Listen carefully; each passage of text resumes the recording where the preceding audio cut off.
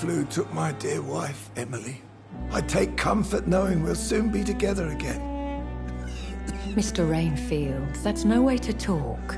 You're in good hands here, and we'll be up again soon enough.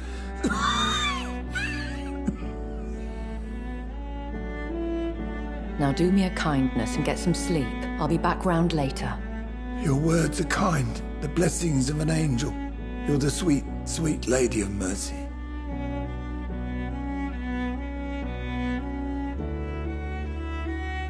Good evening, Dr. Reed. It's a pleasure to see you again. You seem surprised. Dr. Swansea has brought me up to speed concerning your recent appointment to Pembroke Hospital. You're a the lady who saved me that night, before vanishing into thin air. I remember you from the pub with Dr. Swansea. Indeed. Allow me to introduce myself formally this time. My name is Lady Ashbury. I remember you well, in spite of the brevity of our encounter.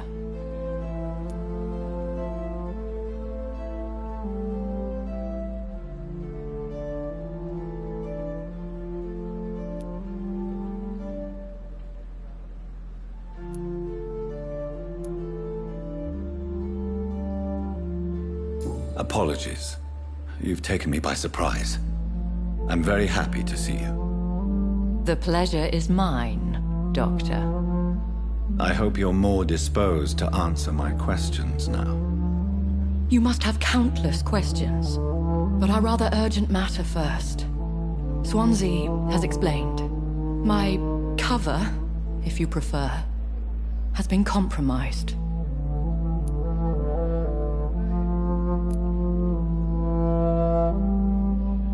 Have any of the patients given you trouble? These poor souls have so little left to live for. I do my best to ease their pain.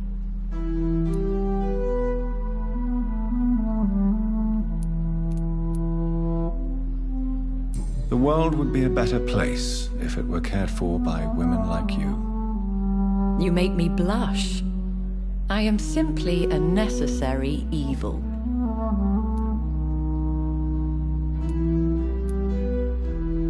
Dr. Swansea has commissioned me to be your agent in this matter. You could start by explaining what's amiss. These past insufferable weeks, I've been the victim of extortion. I've made a first payment, but the blackmailer grows greedy. I must refuse his most recent demands.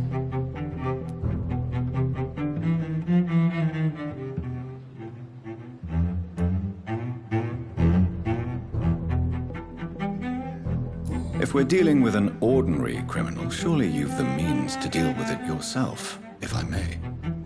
As immortal tradition doth dictate, all fangs and hypnotic eyes ablaze, the blood would run like a river. That's what I hope to avoid. Violence has a tendency to spiral out of control.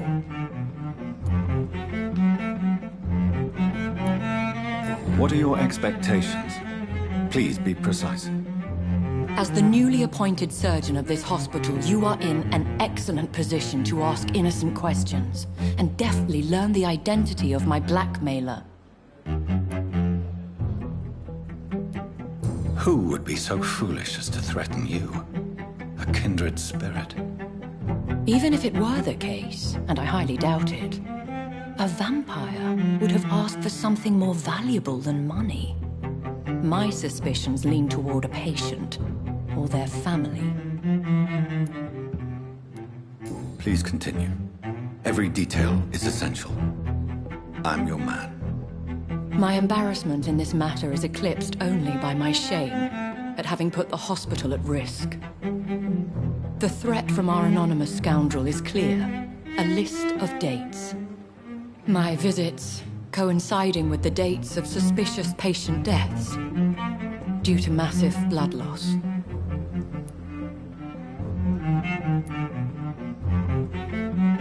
Is it true? Now aren't you the blunt one?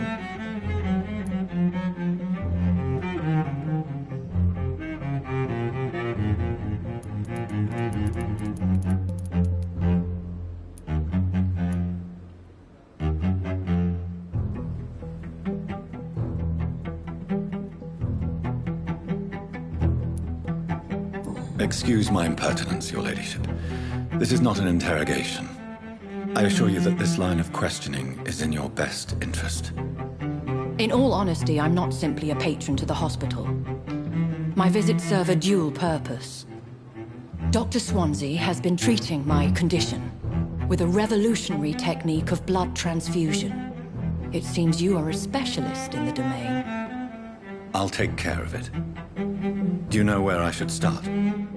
If that was the case, I'd settle the matter myself. You could talk to our local gossip, Harriet Jones. Not a pin drops here without her hearing about it. I'll meet that woman now. My life, as others know, is in your hands, Dr. Reed. I'm sure of your discretion, but I do fear your powers of persuasion will be put to the test. When this is resolved, I'll be your obligé.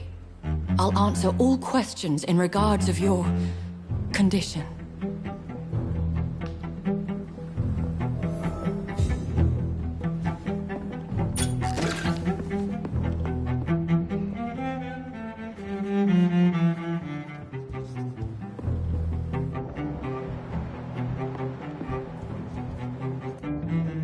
Is our little mystery closer to being solved, Dr. Reed? I think of nothing else, my lady.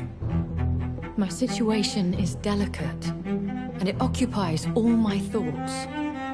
The blackmail must stop. I need assurance.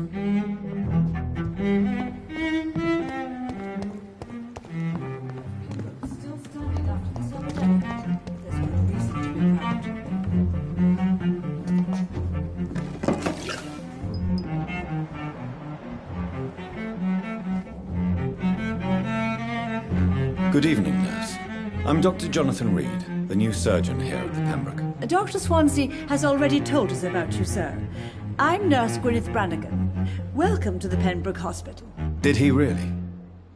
It's a good thing I wasn't hoping to keep a low profile. All members of staff have already read about your new blood transfusion technique. Dr. Swansea made sure of that. I see. Well, I'm a little surprised, but I suppose I'll just have to deal with this unexpected notoriety. You must know, blood transfusions are Dr. Swansea's primary subject of research. He is convinced it is the future.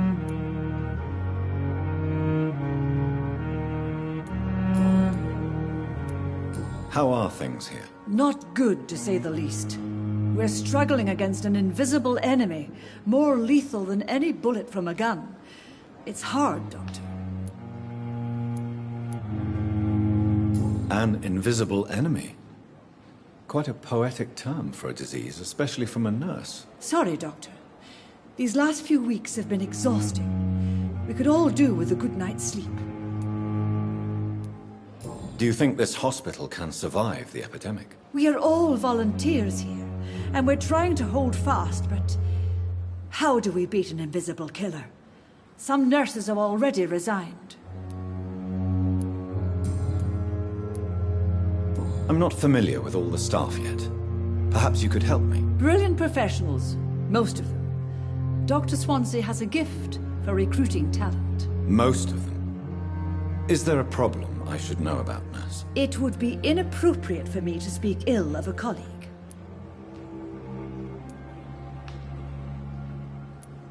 Nurse Brannigan, if you do know something, please tell me.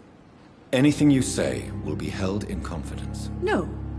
I may disagree with some conduct, but in the end, everybody is doing their best.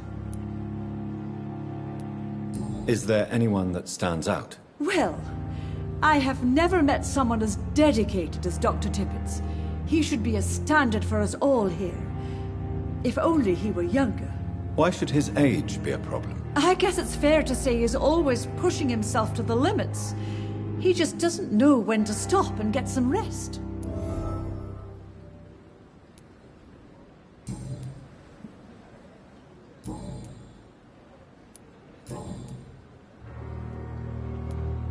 Why does Dr. Tippett claim you're the main reason he keeps working, despite his fatigue? If it wasn't for him, I probably would have left the Pembroke years ago. Dr. Tippett does not think of you as just a nurse anymore, does he? If you're suggesting he's not taking my gender into consideration when it comes to medical practice and knowledge, I really hope he doesn't. Have you heard rumors of anything underhand going on here at the hospital? No, Doctor. Never. Goodbye, nurse. Call me if you need assistance.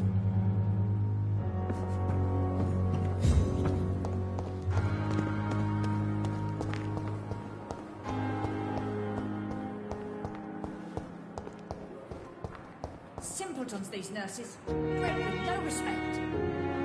Hello again, Dr. Reed. I feel better already. Can I go soon?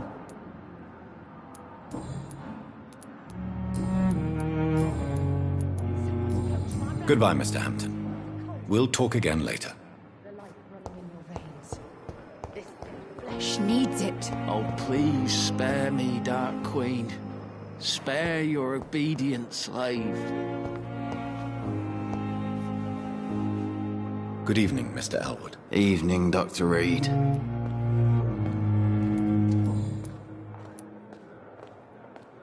Why do you feel responsible for the injury, Thomas? What really happened? I wasn't disfigured by any German shells. It happened during my leave. It was an accident. Tell me what really happened then. I went with a whore in Rouen. Dead drunk I was. The hotel was a shithole. There was a fire that night. Did you start the fire? Were you trying to avoid going back to the front? That's not uncommon, you know. No. It's just that I was asleep when the flames reached the room. The girl was long gone. Bitch never woke me up. Left me to burn. Why lie about it? Come on. It's one thing to come back disfigured by the Germans, and it's another to get injured in an accident that could have happened to anybody.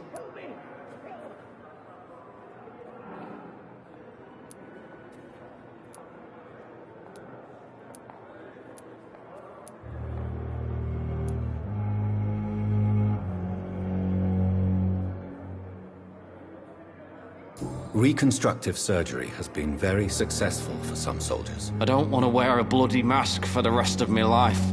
I'd rather stay here and just be forgotten.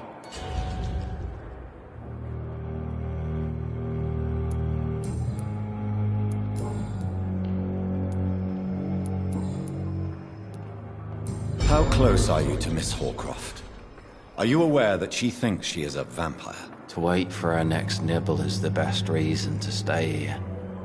Every time she approaches my bed, she treats me like something tasty. A normal person. Aren't you afraid? She may hurt you if the game goes too far. She's quite harmless, I can assure you. Her head's broken inside is all. While I'm busted on the outside. But she's still beautiful. Living proof that there's hope for me.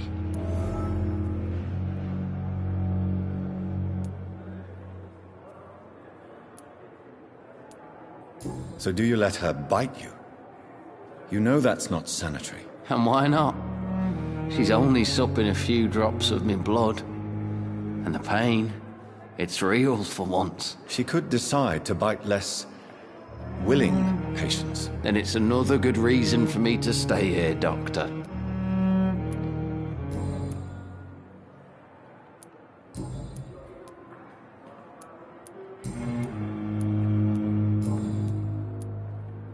Have you heard rumors of underhand dealings in the hospital? If you want to know what's going on here, you better talk to Miss Jones. She knows everything. Especially what she shouldn't. Goodbye for now, Mr. Elwood.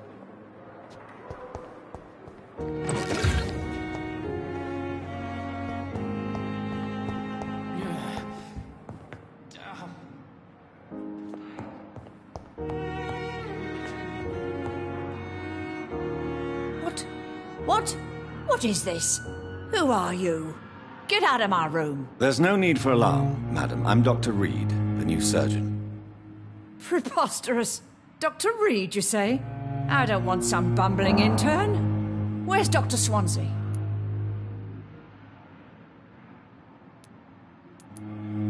Please, calm down, madam.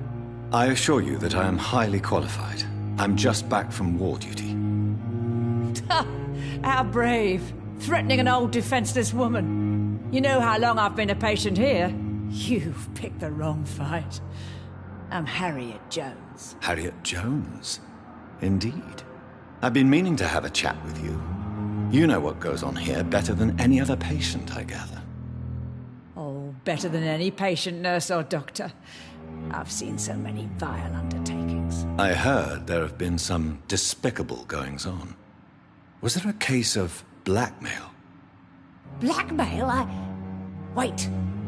You're investigating something. This isn't a social call. One of those incompetent cunts slit a poor sod's vein.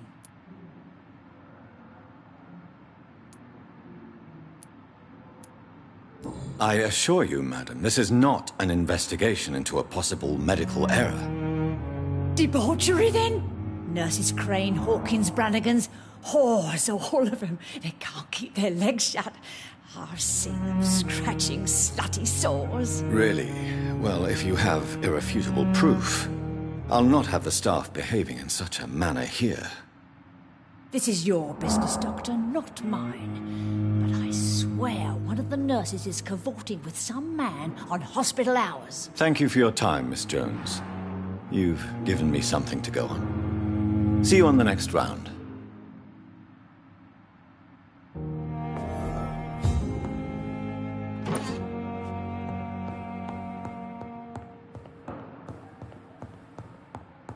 The patients and staff might know something. I'll start my investigation with them. The daily routine.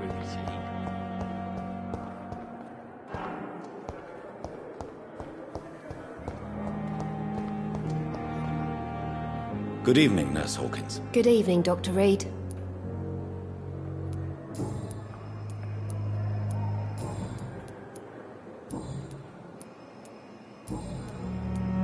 What can you tell me about the strange man visiting one of the nurses during her shift? Let me guess.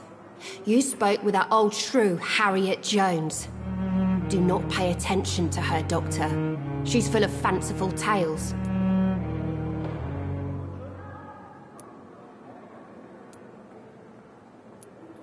She could have been telling the truth about the mysterious man. That old witch will end up in hell soon enough. Who cares if a nurse finds some happiness where she can?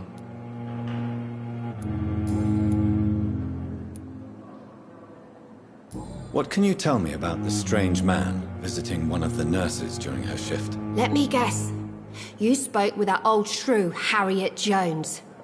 Do not pay attention to her, Doctor. She's full of fanciful tales. No matter how you feel about her, Miss Jones deserves our help. Who says I don't care for her? Hate is what keeps that old crone alive. Goodbye, Nurse Hawkins.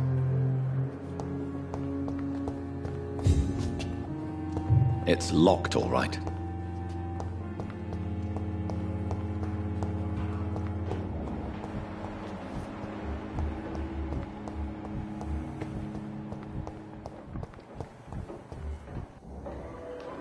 Good evening, Miss Howcroft. How are you tonight? I need blood, Doctor. Warm, rich, vibrant blood. Have you heard of any blackmailing going on within these walls? I have no time for mortal games. My secrets are beyond their comprehension, Dr. Reed.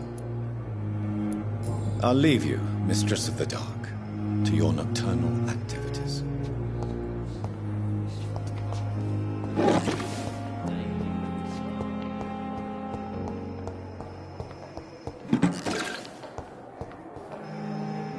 Good evening, Dr. Strickland. And good evening to you, Dr. Reed. Can I be of any help?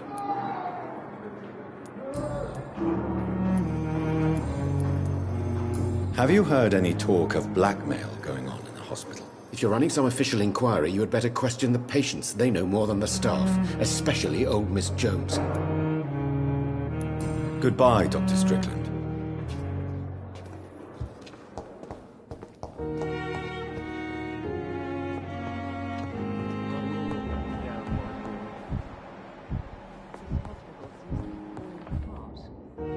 Good evening, Mr. Fiddick. Good evening, Dr. Reed.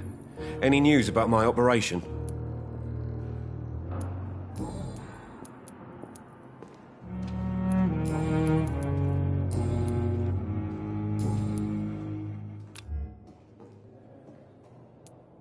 Have you heard talk of any blackmail here at the hospital? No. Nothing. Goodbye for now, Mr. Fiddick. I'll see you later. I will not let you down, my boy. I'm all right. Don't waste your time with me. Good evening, Doctor. How is my son doing?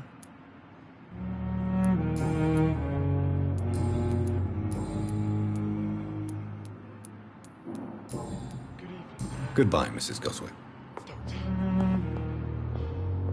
Good evening, Mr. Goswick. How are you? I'm okay.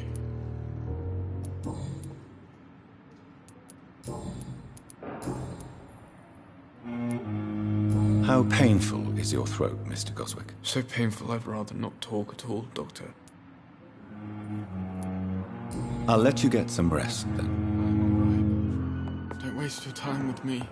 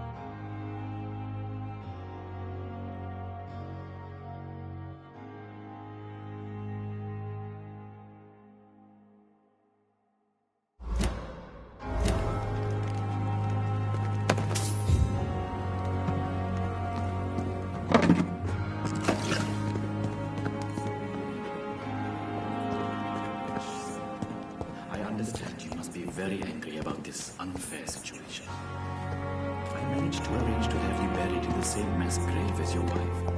I hope that might help. It's locked.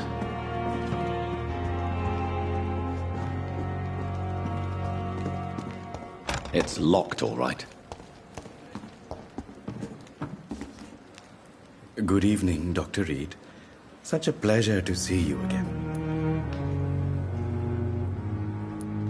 Please show me what you have to sell. Of course. It's just trinkets and curios, really. But I'm sure they can be useful.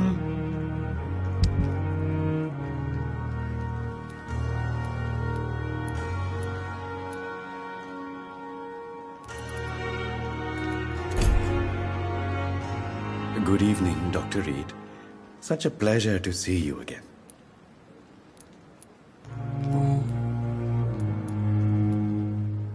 Tell me the truth about your appointment as a medic during the war, Rakesh. The regiment administration appointed me by mistake. I had to learn the job on the spot, sir. Very hard, sir, but I rose to the challenge.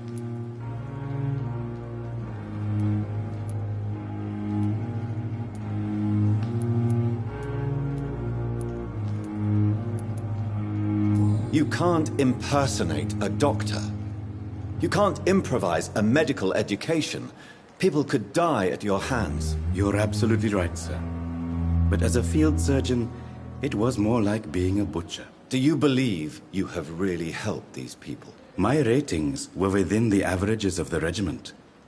I saved lives, Dr. Reed. Does that not say enough about triage and war surgery? Do you realize how many soldiers died because of that decision? You should have refused. Yes, sir. I swear I did, sir. But no one listened. When the first wounded arrived, I had to do what I could. It is an unbelievable story, Mr. Chidana. It was a time beyond belief, Dr. Reed. But I'm happy not to deal with the wounded. I prefer caring for the dead now.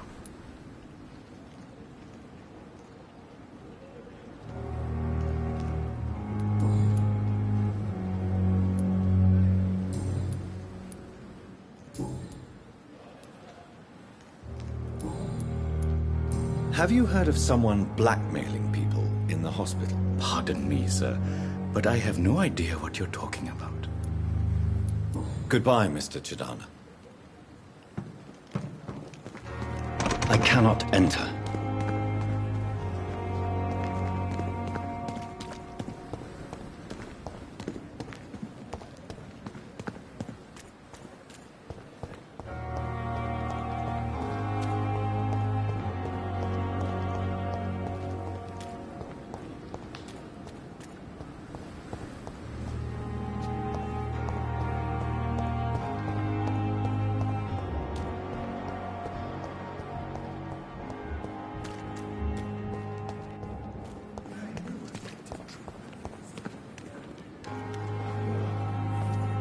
Good evening, Milton. Good evening, Doctor. Still trying to save lives?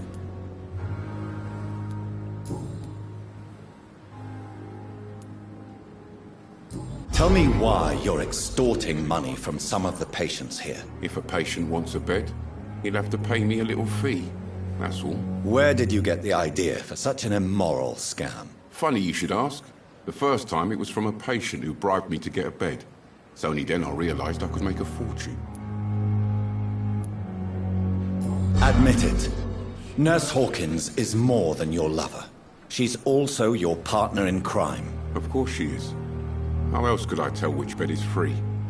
I need to know that. Have you no shame? Don't you see this city is crumbling down? Today people are ready to pay to get a hospital bed. Tomorrow we may be fighting for food.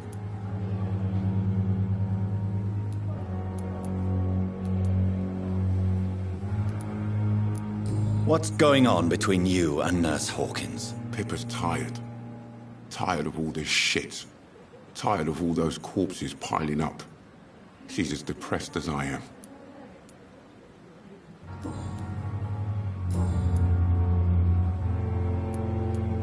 Goodbye, Milton.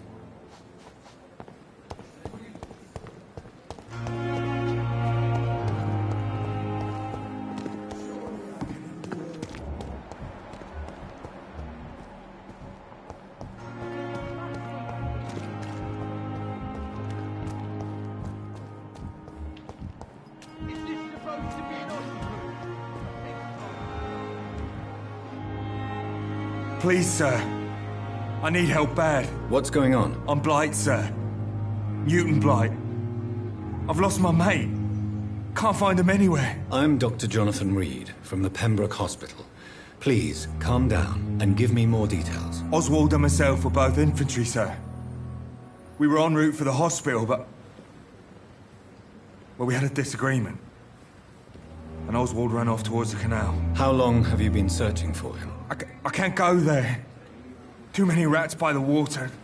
Fucking rats. Can't stand them since the war, sir. Can't stand them at all. Don't be ashamed, Mr. Blight. Many soldiers who survived the trenches suffer from musophobia. I'll see what I can do for your friend. What can you tell me about yourself? I'm Oswald's best friend. We served in the same regiment, sir. We've taken care of each other since we came back from the front. What can you tell me about your friend? His name is Oswald Thatcher. We survived the war together. Oswald is... nervous and quite fragile since we came back from the war. Where was your friend the last time you saw him? He went down by the canal. He didn't want to go to the hospital. I think he went to the sewers on purpose. So I couldn't go after him. This is a dangerous part of town. What are you doing here? We were looking for the Pembroke Hospital.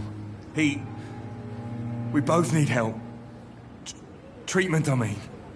To get some sleep. Just need to feel better, sir.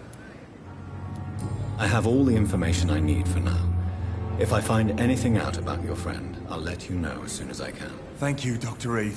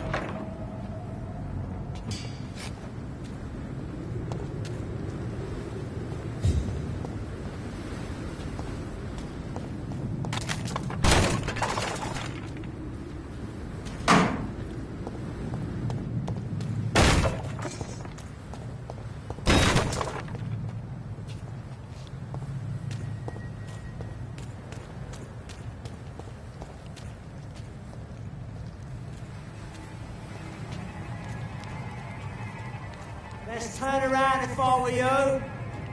Don't come no closer! It's all to us!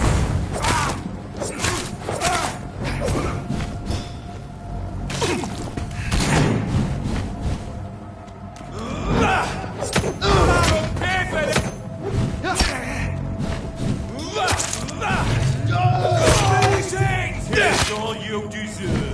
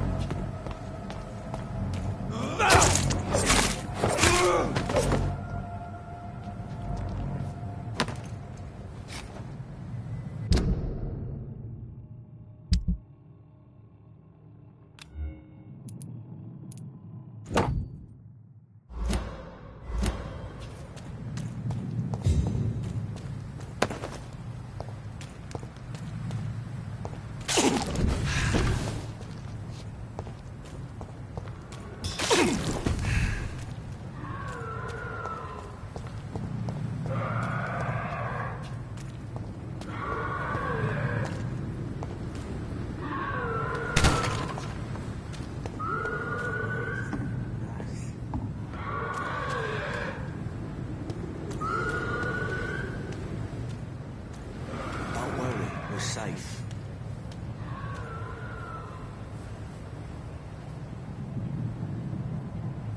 Don't worry, we're safe.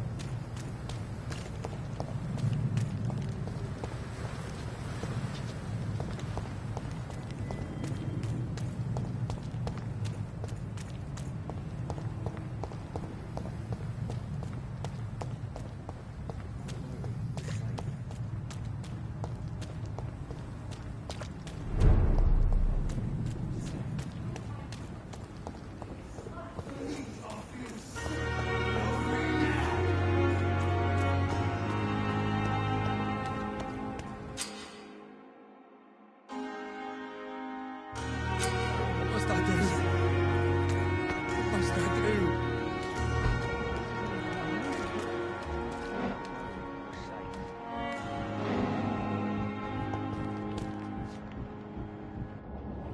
You're sure you don't come back with me?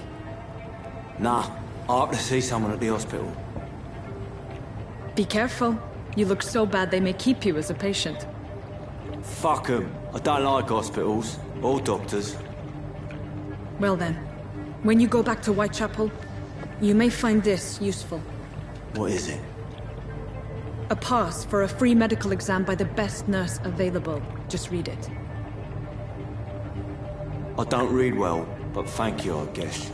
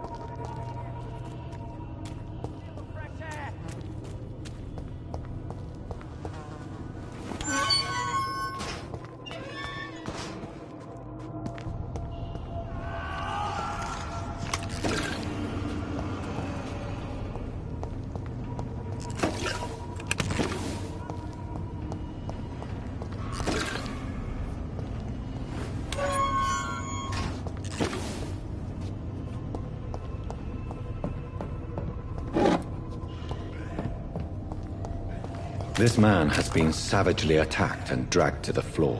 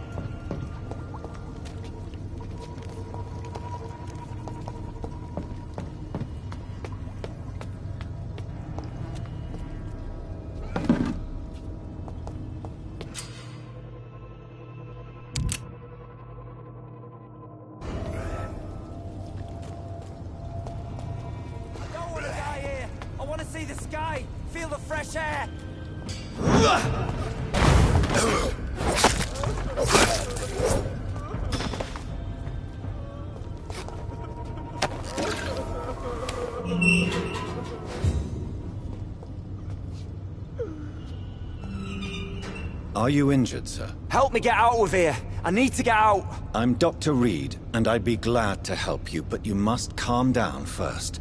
Please, take a deep breath and tell me your name. Okay. I'm Oswald Thatcher. Please, I need to get out. Mr. Thatcher, your friend Newton sent me to help you. Do you remember him? Yes, I do. Good. Now leave this place and enjoy the cool night air. It's quite invigorating. I'm sure you'll feel better if you do.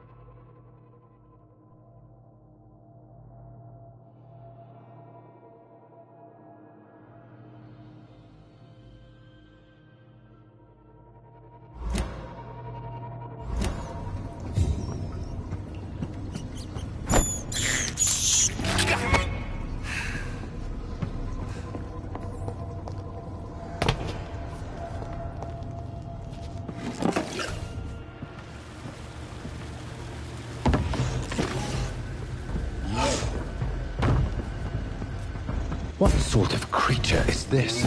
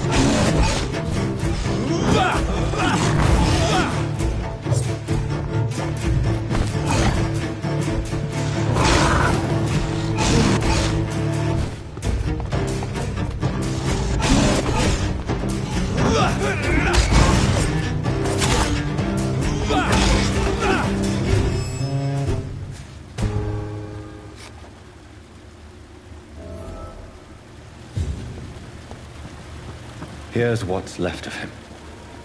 Not a lot to check, but I should anyway.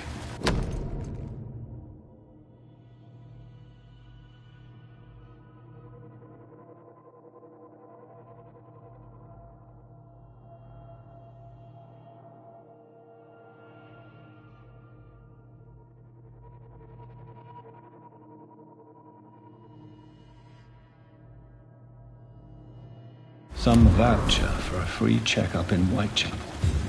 What is Nurse Crane up to? I really must find her.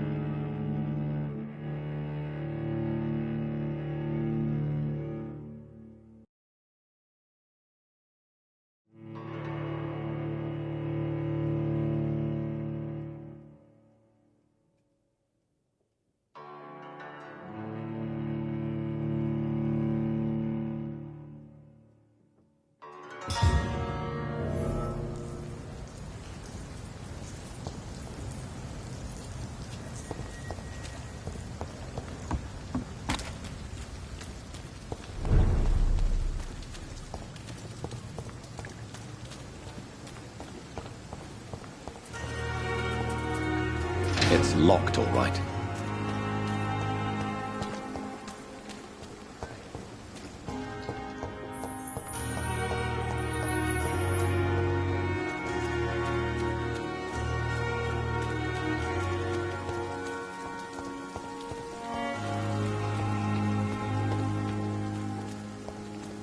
Another night. Surely I can endure.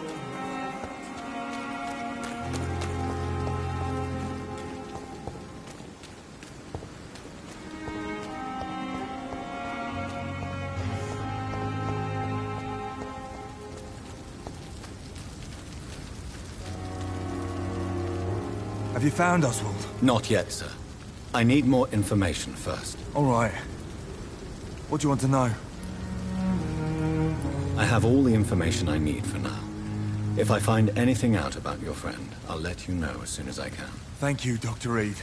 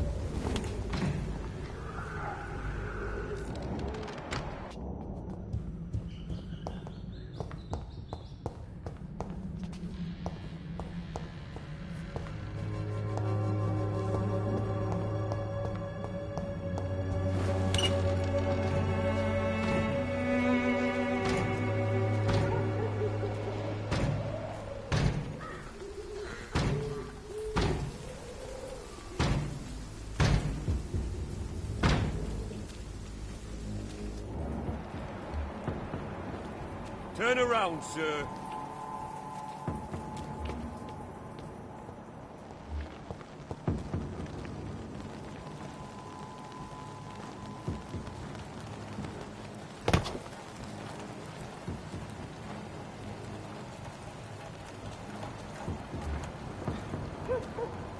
This is not a place for you, sir.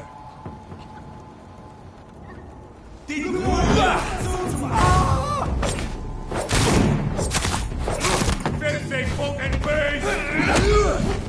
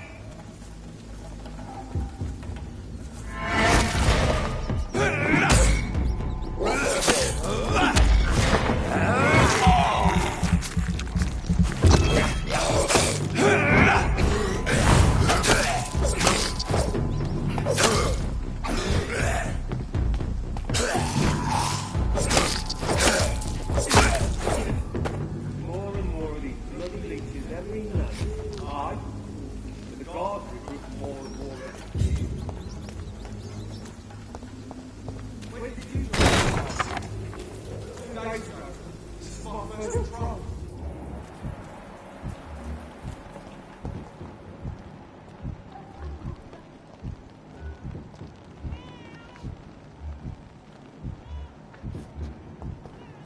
It's locked all right.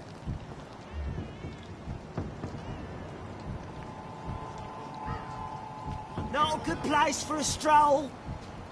Step away!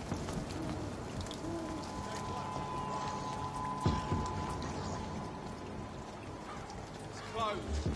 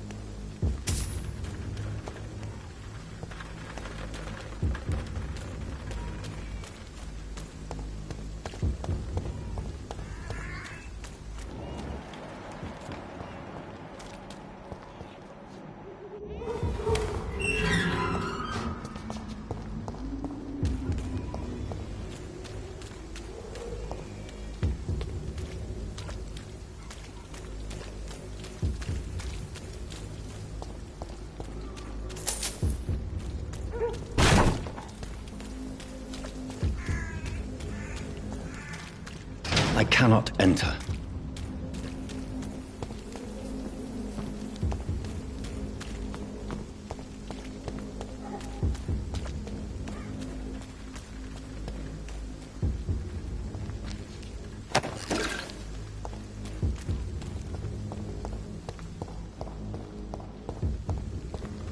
Whitechapel.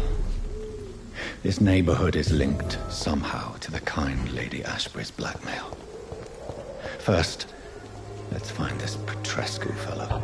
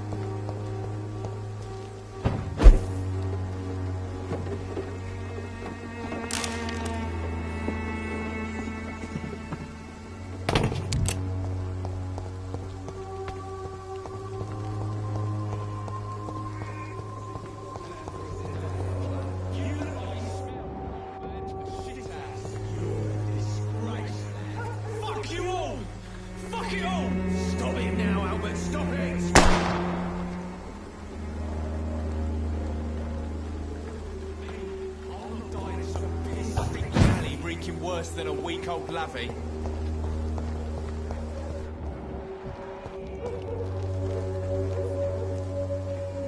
What? Shooting a boy in the middle of the street. Not the best thing to do, wouldn't you say? What? You saw what happened? Who are you? I'm Dr. Reed, and I'd like to ask you a few questions, if you promise me to set your gun aside. No. Look, I'm not a violent man. I'm Benjamin Palmer, doctor. And no one can help me. Not even you.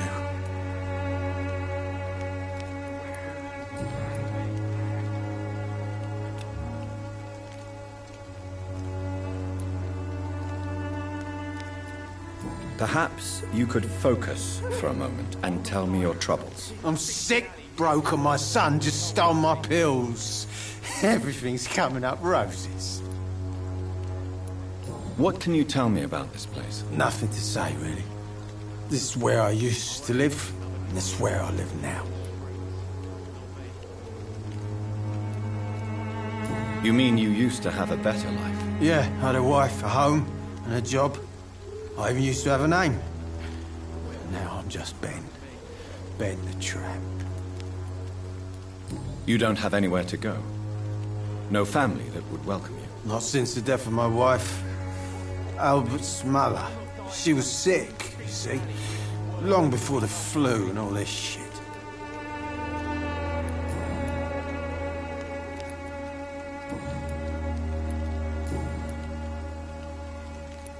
Whatever the boy did, I'm sure he didn't deserve a public execution. I swear I didn't want to hit him. It's just that I'm sick in the head, you see, and the boy just frayed me last nerve.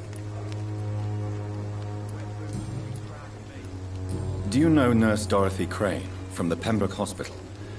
Have you heard anything? It's funny, I've been searching for her too. I need some pills. But the woman is a phantom, if you ask me. Really? And why is that? Word is she ain't real. She's a cover for some doctor who runs an illegal dispensary for migrants. A gun, alcohol, and a bad temper make a terrible cocktail, sir. Goodbye for now.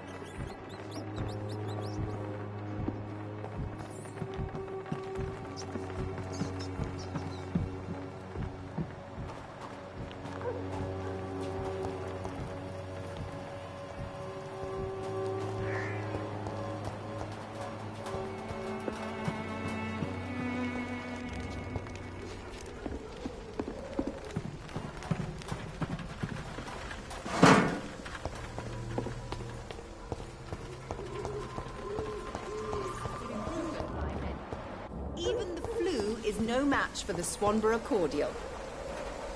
Good evening, miss. Good evening, sir.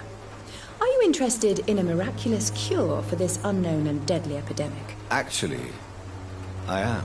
Then you have come to the right place. The famous Swanborough cordial is all you need to help keep you in perfect health. Oh, really? Why didn't I hear about it during my studies? I'm Jonathan Reed, by the way. Dr. Jonathan Reed. Ah, my brother has spoken of your research, sir. I'm Loretta Swanborough, and it's always a pleasure to meet a fellow healer.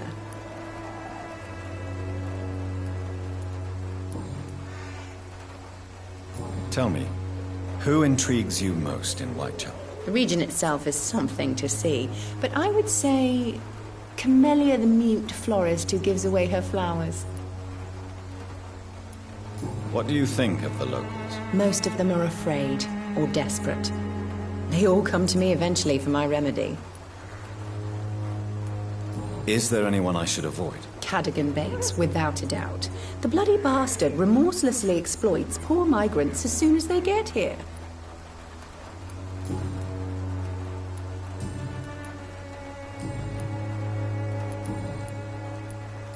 Do you know Nurse Dorothy Crane from the Pembroke Hospital?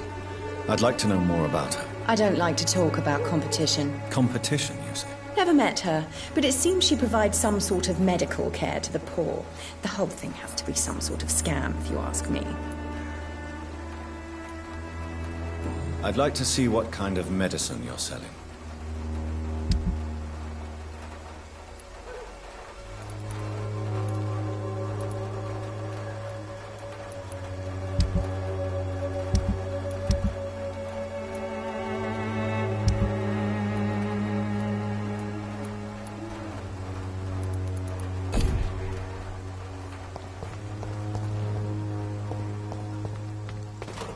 Someday you'll understand. You've wasted your life away.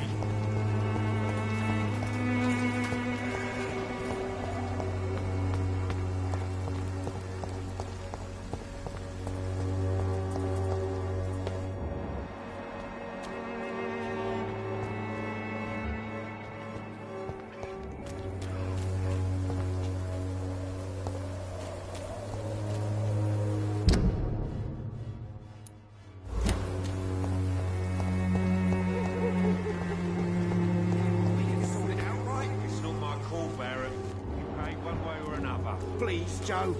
How long have we known each other?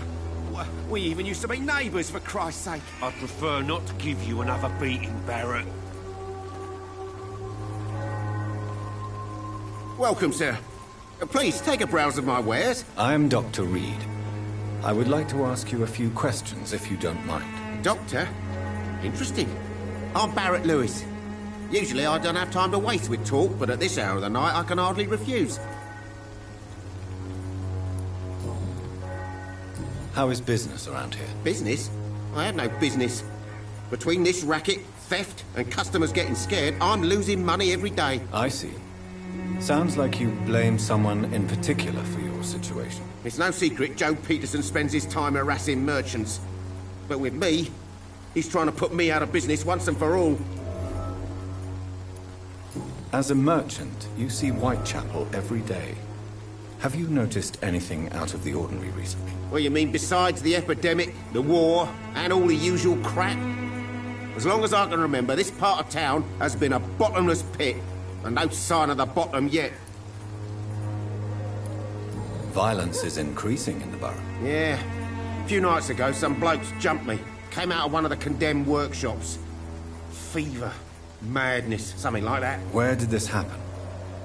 Why did you go there? In the closed workshops nearby. I worked there as an apprentice in better days. Now I only go to find trinkets or tools.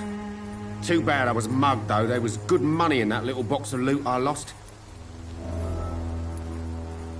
Have you been hurt? No, but that's only because I ran like hell. Those men were raving lunatics, I tell you. Not even able to speak anymore, just screaming.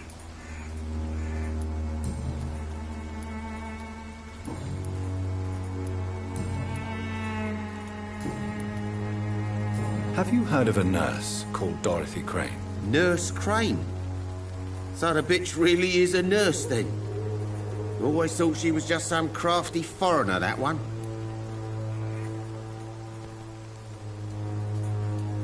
Yes, she's a nurse, and quite a good one. What did she do to gain such notoriety? Dorothy Crane ain't even a real name. Something like Dorothea Craniu. Something like that. Came to England fleeing the war, I was told. That doesn't explain why she irritates you so much. Your precious nurse Crane gives away medical supplies and prescriptions for free. I offered to sell it for a fair cut, but no. Miss Crane wanted to play the quiet saint. Right then. Show me what you have.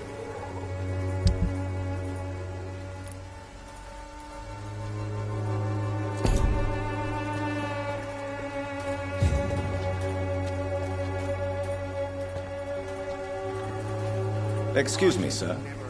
I have a few questions for you. Another journalist? I didn't answer the first one, so piss off! I'm not a journalist, I'm a doctor. A doctor, you say? It's quite a rare breed in this part of town. Really? But still, here I am. Dr. Jonathan Reed, at your service. I'm Joe Peterson to some, but Colossus Joe to most. And I don't remember asking for your service, sir.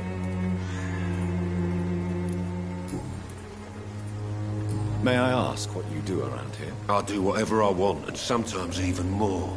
Now sod off. How did you become the local bully everyone is afraid of, Joe? There's no pride in roughing up poor bastards. But this is the only job I've found. And it pays well, too. A job? So you're racketeering for someone else? I got enlisted by the Wet Boot Boys, a gang from the docks. I'm their muscle for their dirty work.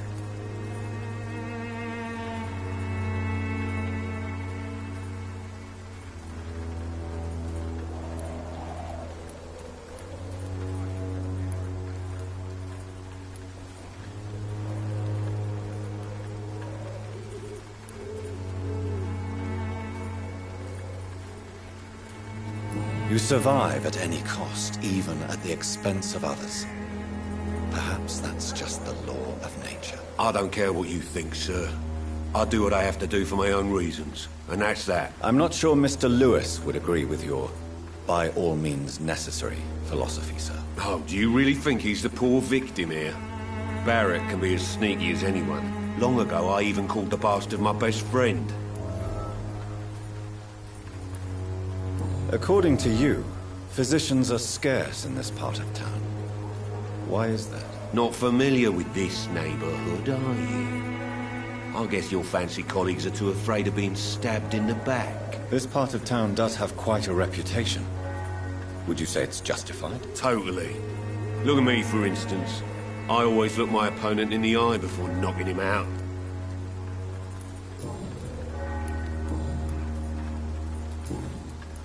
Have you heard of a nurse named Dorothy Crane? She's a colleague of mine, and is supposed to live around here. Dorothy Crane? Yeah, I know her. One of the few good souls who dare to help the sick around here. Could you please tell me more about her? She's a nice girl. Tries to help the migrants. I offered to give her a hand, but she said my reputation would attract too much attention.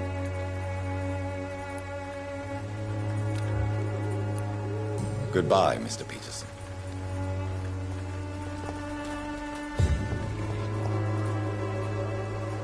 Fancy buying something, sir? You never lose your focus, do you?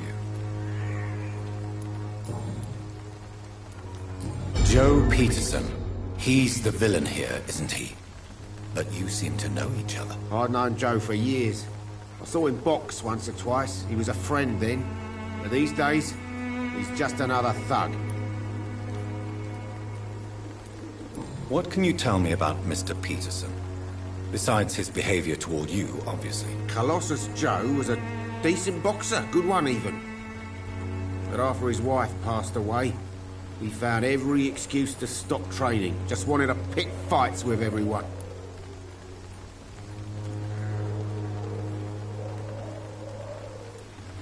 Without making excuses for him, it's safe to say that despair can poison even the sanest mind. We've all had some rough times, ain't we? But most of us don't use our fists to see us through.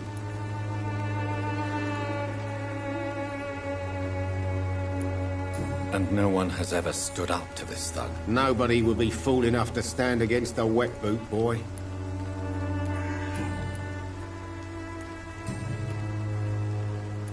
Goodbye for now, Mr. Lewis.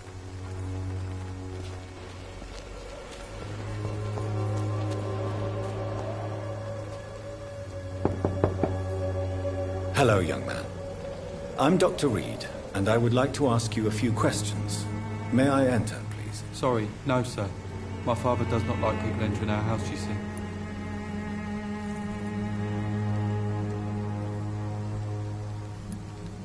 All right. I shall leave you alone.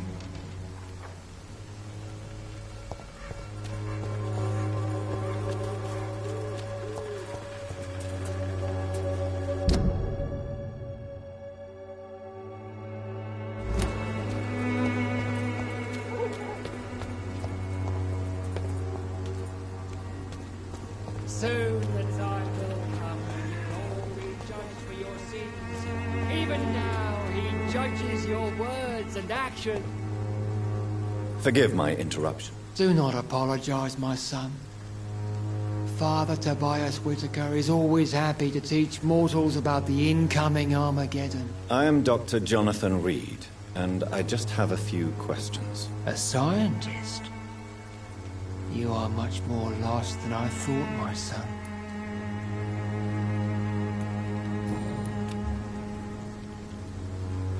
What do you mean when you say that I am more lost than you thought? All scientists are entangled in a world of causes and consequences, and most of them can't see the plain truth. Quite a judgmental opinion, if you ask me. But what do I know? Blinded by science as I am. But you are seeking answers, aren't you? Answers about the Armageddon about to strike the city. Answers about the hidden truth. Well, I suppose I can spare a few minutes listening to your so-called truth. As a doctor, you must be aware of the decimating epidemic. But let me tell you that this so-called Spanish flu is just the beginning of the end. What do you mean?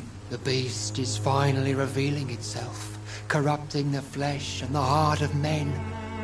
With my own eyes I have seen them, those minions from the abyss.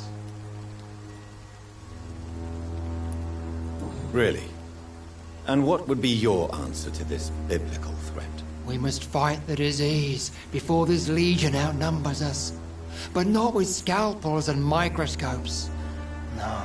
What is left then? Cleansing fire.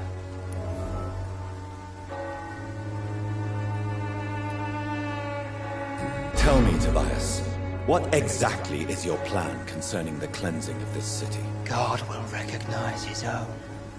More than once this city has risen from the ashes, hardened and purified by the flames.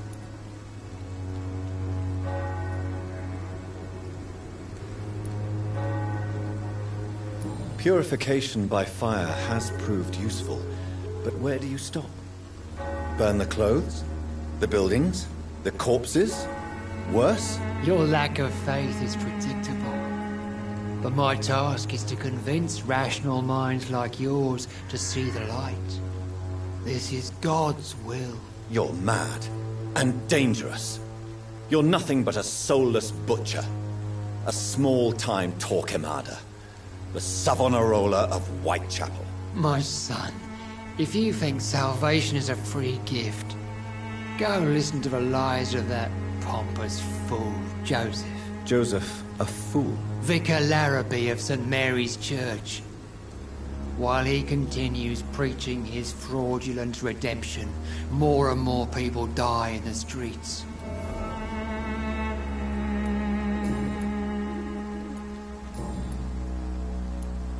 Have you any friends? Any family left in these terrible times? No. But I have a disciple I see as my son. He is so devoted. I sent him to preach the good word in the heart of this corrupted city.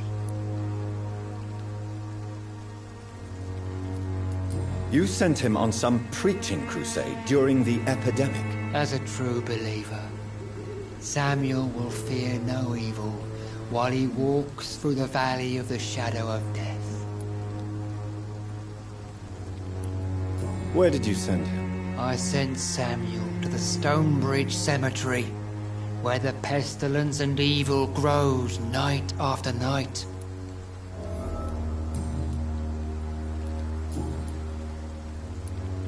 Do you know Nurse Dorothy Crane from the Pembroke Hospital? I'd like to know more about her. I don't like the liberal ideas of nurses, but I especially abhor that Nurse Crane you mentioned. So, you're not exactly a fan of Florence Nightingale's work. But nurses are essential for modern healthcare. Nuns should be the only women allowed to take care of male patients. It's obvious only they have the necessary moral fiber. Why do you hate Nurse Crane more than other nurses? Before coming to London, she was a member of the communist resistance in our country. That's what happens when you let a woman get involved in politics.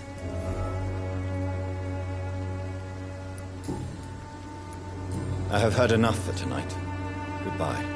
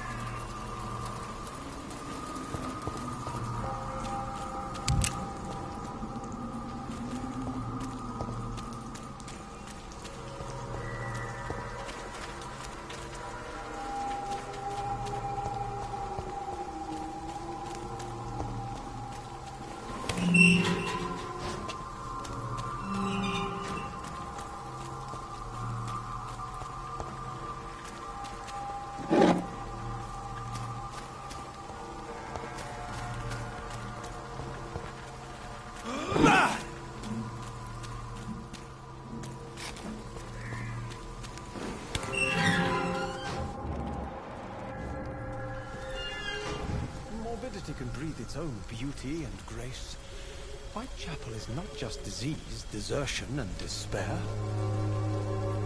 Good evening, sir. I'm Dr. Reed. I would like to ask you a few questions. Please be my guest. Although I may not be the best informant regarding this part of town, my words speak about that which the eyes cannot see. Really? Are you an artist of some kind? I'm a poet, sir. Richard Nethercott, at your service. May I ask what you're doing at this hour of night, sir? Do you live here? Not at all. I'm just enjoying the pleasure of a quiet walk. Though night talks are always preferable, if you ask me. Especially with strangers. But are you not afraid of the epidemic? Oh, why should I? I see some equity in the Spanish flu. No flesh should be saved, say the scriptures. Good or evil, rich or poor, all are equal in the eyes of the flu. If you say so. But as a physician in a time of epidemic, I must caution you to avoid unnecessary exposure, sir. Thank you, Doctor. But we both know the seeker of truth has to go boldly where the weak dare not. What are your thoughts on the terrible situation in this city? Terrible, you say? No. Of course, the death of so many innocents is a tragedy. But the scourge has not been all bad for the city. Oh, no, sir. What are you talking about? Do you remember London before the flu? Noisy, cacophonic, quiet nowhere to be found. And now, listen to this oddly peaceful silence.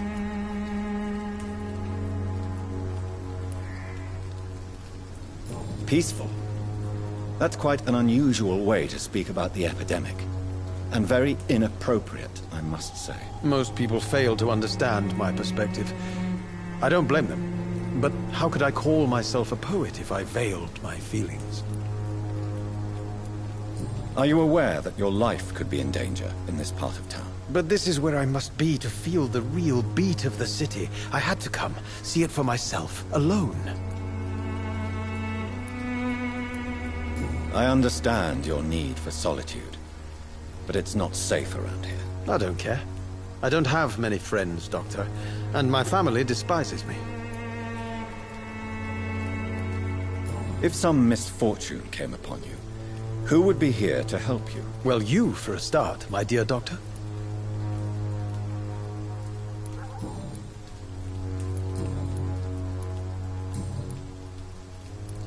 Tell me, Mr. Nethercott, why seek inspiration in Whitechapel? The place is not beautiful per se, but how to explain it? Stirring and challenging.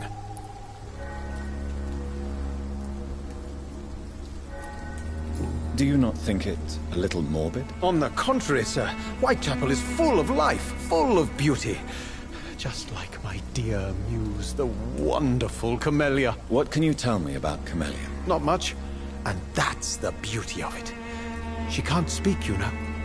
She's a locked mystery who exhales kindness and sweetness.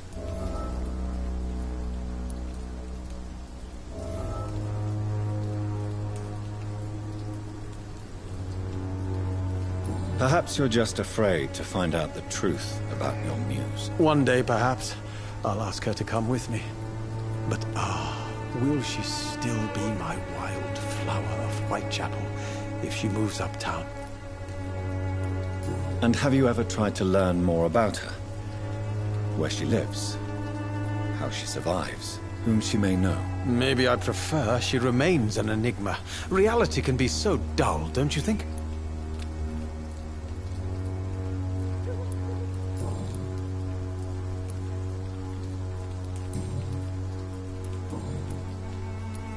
I'll leave you alone, sir.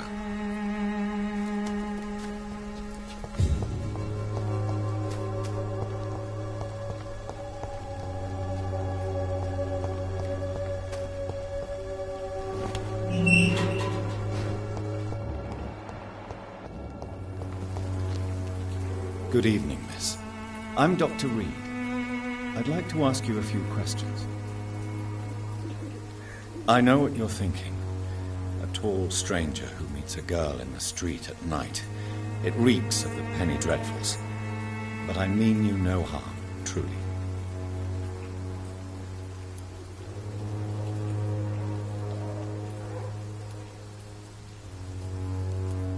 Tell me about Richard Nethercott. I understand he is quite fond of you, Camellia.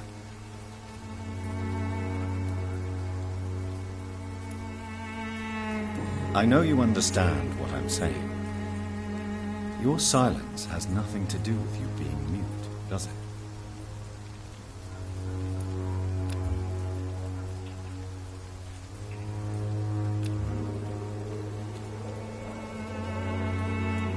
Very well. Goodbye then.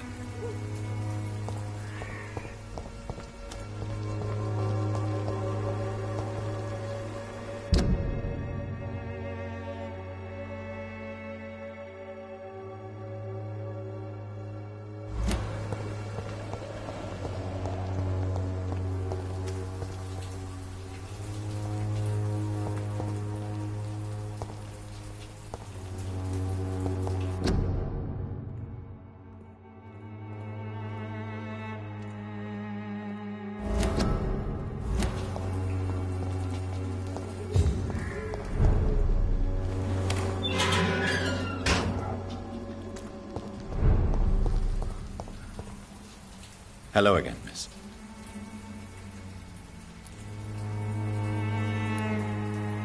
Camellia, I know you work for Dorothy Crane. Please tell me about her secret dispensary. A stubborn and mute comrade. Nurse Crane and Darius Petrescu have been clever.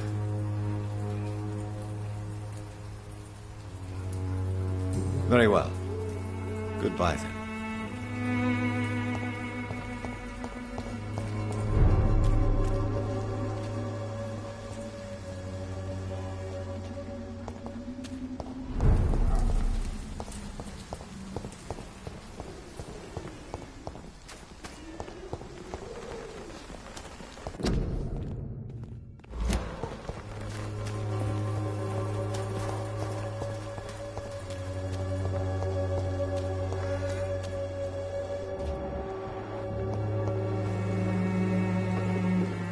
Excuse me, sir. Are you familiar with this part of town? Name's Clayton Darby, reporter. Sorry, I'm new to Whitechapel. But perhaps you could help me since you're a journalist.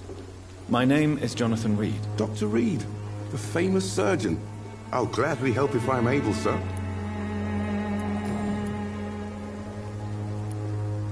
What is a journalist doing in this borough after sunset? He goes where none of his colleagues would dare to go, to inform the country. So you risk your life to reveal the truth. I saw many reporters do the same during the war. Whitechapel is the crucible of so many untold stories and tragedies. I want people to know them. That's quite honorable of you. But is the public interested? Not at all, sir. And that's why I'm an independent journalist, hoping to sell some stories.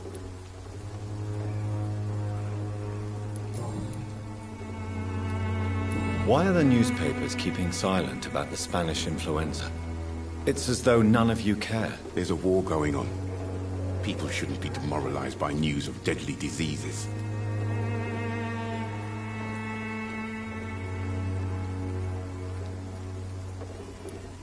It's a disgrace. People are left to die alone. No one is properly informed of the risks. These are bad times indeed. So much for the glorious British Empire. Have you any idea of the danger you face in these streets at night? I've had to run and hide more than once from frenzied mobs incensed by the fever. Do you think the flu is really responsible for this, Doctor?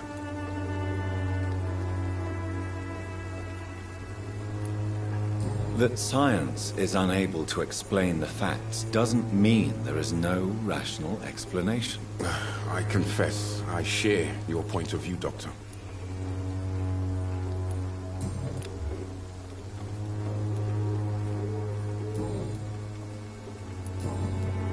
Goodbye, Mr. Darby. Farewell. It's locked, all right.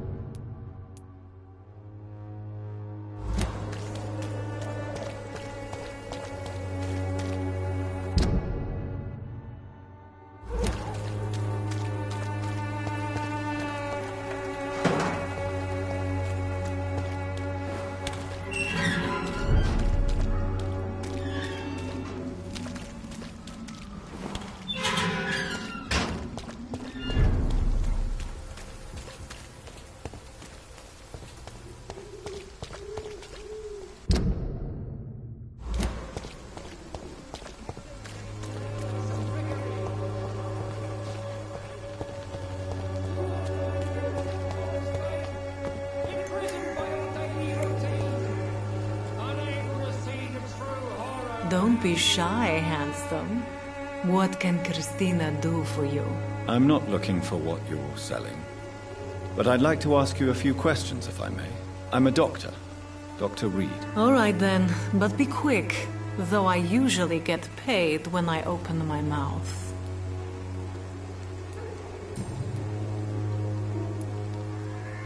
Christina, have you been examined? The epidemic is spreading fast in London, and you could be exposed. Or expose others. I don't like doctors or hospitals, but I don't like you asking questions. Considering your line of work, I assure you it is only a matter of time before you have health issues. If it is going to happen, it will happen. Right now, I need money. That's what's important. You can put your own life in danger, that's your decision. But what about your clients? If you're contaminated, you will put them in danger too. And you think that would worry me? If you knew the men I deal with, their health would not be what you'd worry about. Clayton Darby claims he will expose the crisis in Whitechapel to all of London. Do you believe him? I believe Clayton's courage will erode with time, until he finally leaves Whitechapel to start another fight somewhere else. Why this skepticism? How can you speak about starvation if you've never been hungry? Or about poverty, or anything else you have never suffered from? Are you talking from experience? I've seen your type come here to get a good fuck in a cheap room or a dark alley before going back to their fancy houses in the West End.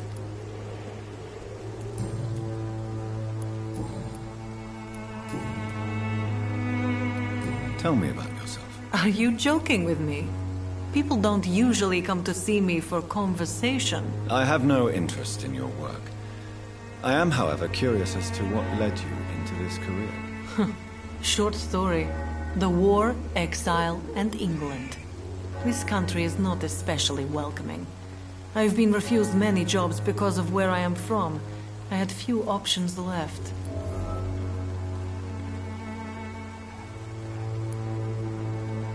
I always thought I was the master of my own fate. But now I know we don't always have control over our lives. I don't judge you. You know, this money is not only for me. I have good reasons to need this money quickly. But it is not your concern, Doctor. Do you know Nurse Dorothy Crane from the Pembroke Hospital? Anything you can tell me about her would be helpful. I don't know her, but I know her name is Dorothea Crăciunescu. She came from Romania like me and many others. You seem to respect her. Dorothea helps the sick people of Whitechapel. Everyone should respect that. Goodbye, miss. Take care of yourself as best you can.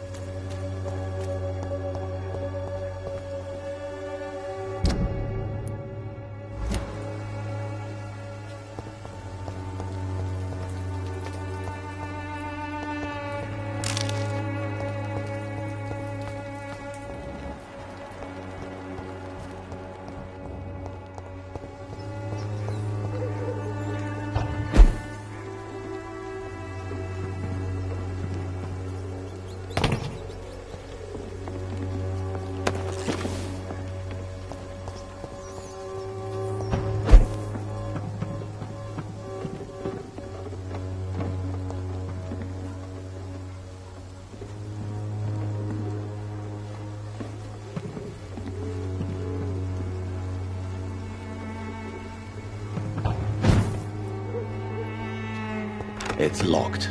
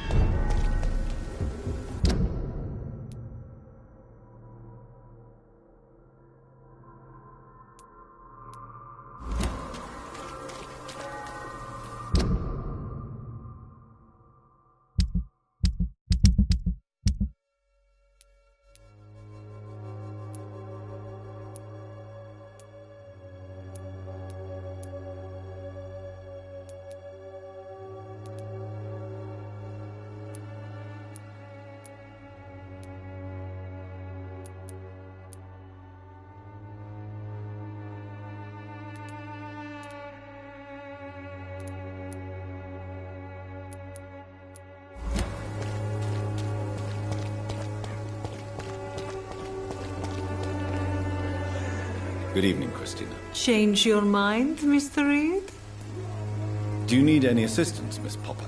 It depends on the price of your medicine. I am shocked that you would think I am that sort of man. Forgive my suspicion. I'm so used to liars with good manners. Thank you, sir.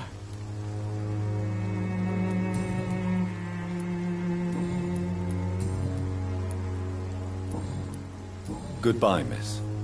Take care of yourself as best you can.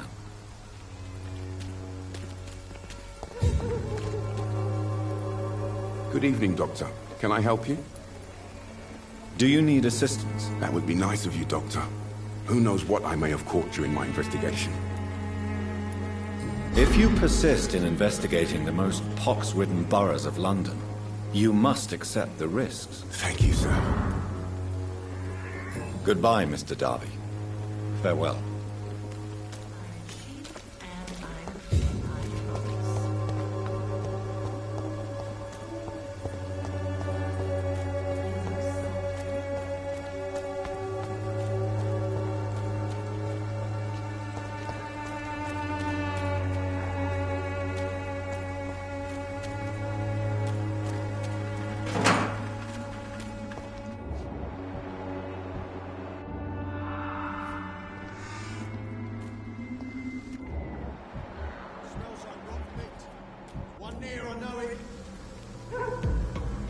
Medical hall, sir.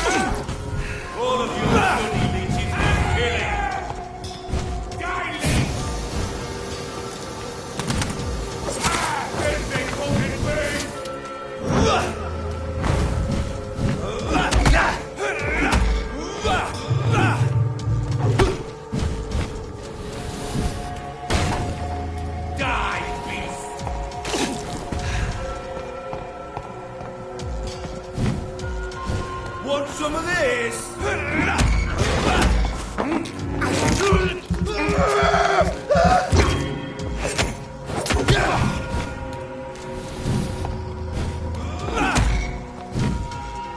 Bloody monster!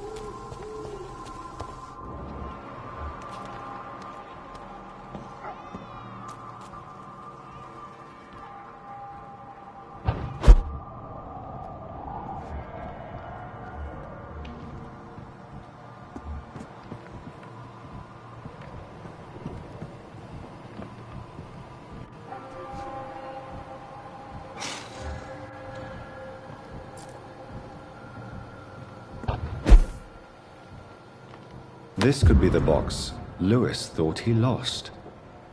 Huh.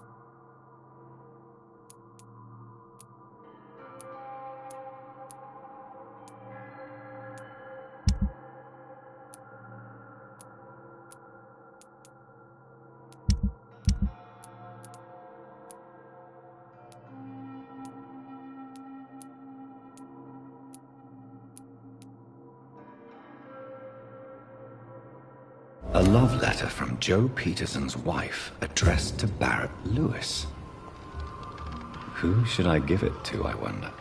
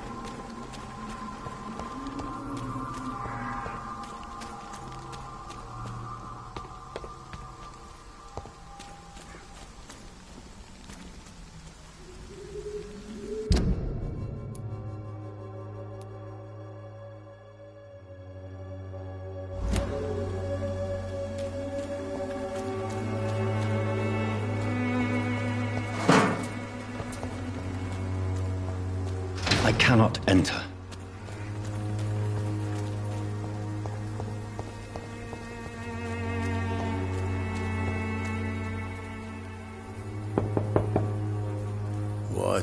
What do you want? Leave me alone. Good evening, sir. I'm Dr. Reed. I'm looking for Nurse Dorothy Crane. There is no Dorothy Crane here. Now goodbye. I'm afraid this medical leaflet says the opposite, sir. Really? Well, I'm afraid I'm going to close this door right now. Go bother someone else, Mr. Doctor. To enter that house, I must discover who this man really is. Maybe I could start by observing what he's up to.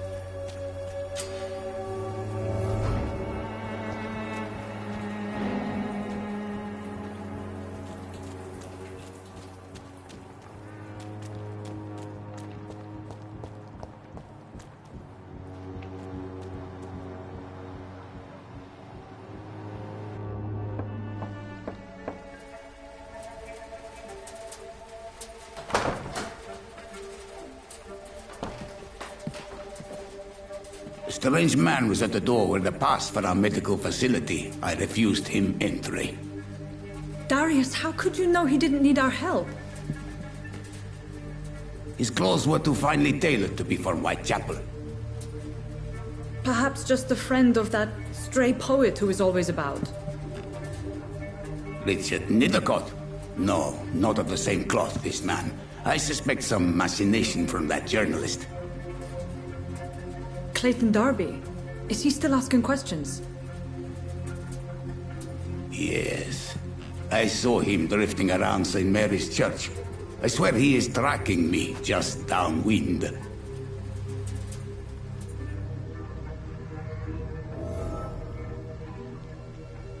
I must talk to that journalist or the poet. They must know about Darius. Nearby the church they just mentioned.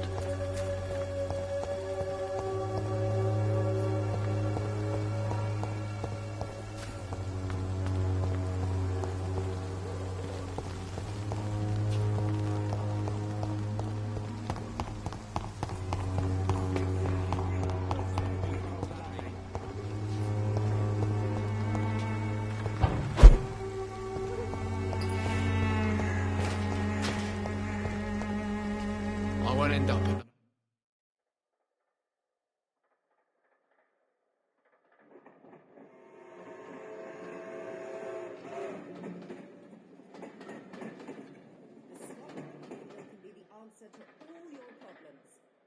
Good evening, Benjamin.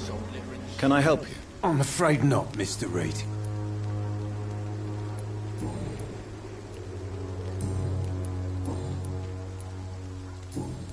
You don't seem well, Benjamin. Do you need any help? I always feel ill, sir. It's like I'm never right.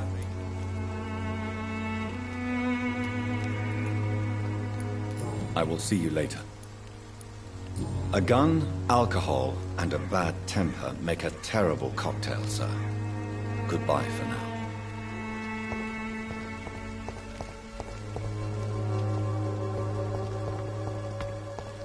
The Swanborough cordial can be the answer to...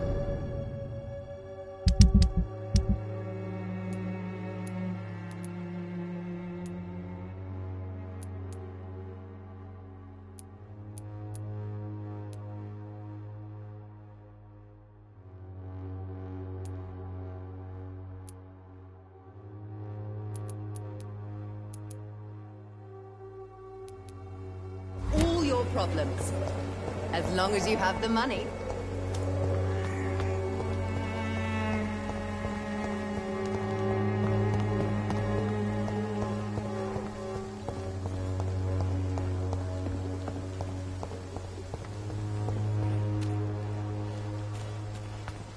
Cheap price, good quality. Come on, take a look. Don't be afraid. You again? What do you want this time? I think the documents in this box could be of some interest to you. Really? Where'd you get it? I found it in an abandoned building nearby. I thought you might want to keep these letters. Let me see. Ah, letters about my boy. Thank you, sir. You do not appear surprised or pained by this. Surprised about what? Harry's my son, I'm his father, and that's all there is to know, don't you think? Yes, I suppose you're right. Here's a little something for your trouble. And to remind you to keep your mouth shut about all this. Goodbye, Mr. Peterson.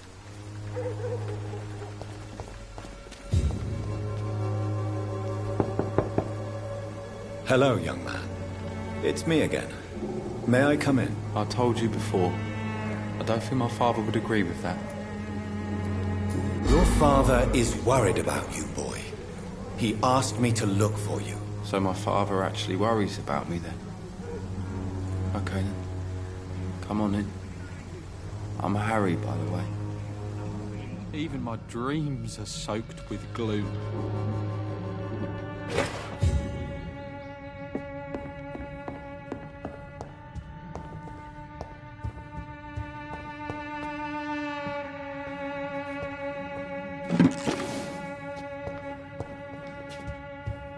Is there only pain and suffering in this world?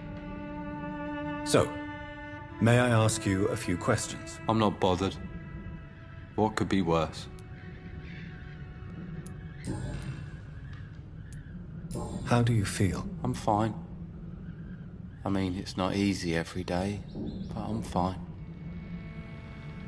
I'm just tired of being sick all the time. If only I could be tough like... well, you know. Speaking of which, what can you tell me about your father? My father is an idiot who makes idiot things. That's all I have to say.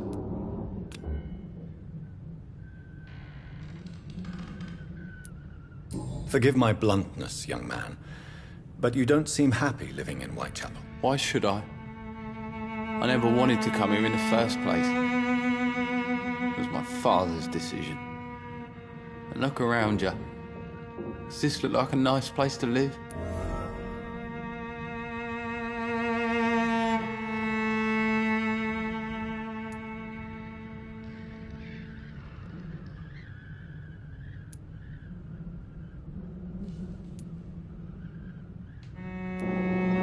You have a roof over your head, a place to call home.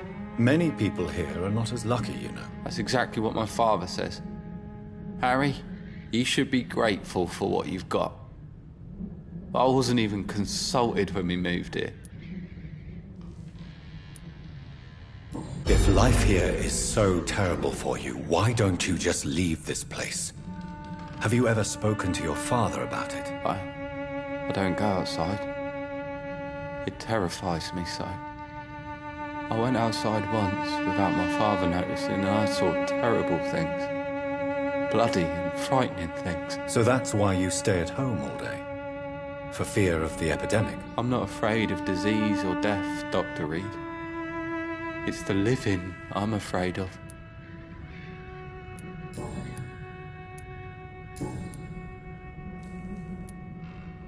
Your father and Mr. Lewis used to be good friends. What happened, Harry? I was young then. I don't remember Mr. Lewis ever coming back again after my mother died. Or was it after my father started bullying him? I don't know. Have you tried speaking to Mr. Lewis about it? I don't go out often, but yes. And he scolded me and told me to leave him alone. I guess my father frightens him too much. But you are not responsible for your father's actions. Am I not? Dad always says that he joined that gang for my safety. So if I wasn't born, people wouldn't be worrying about Colossus Joe. Do you remember when Barrett Lewis was close to your family? To your mother? Not really. I was too young. But I remember it was a happier time. Mr. Lewis was funny. He often had dinner with us. Why are you sad, then? Because it hurts to remember a time when my father used to laugh and smile. It hurts to realise he's as sad as me now. How was he towards you? He was nice, I guess. He never forgot my birthday. He always offered me books. I liked books.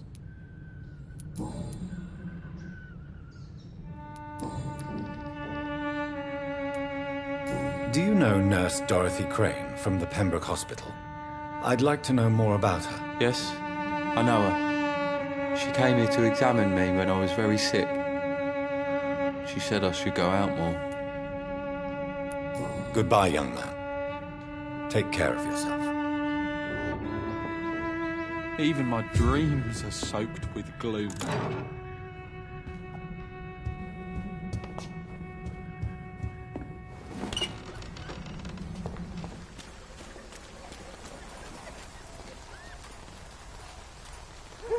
Fancy buying something, sir? You never lose your focus, do you?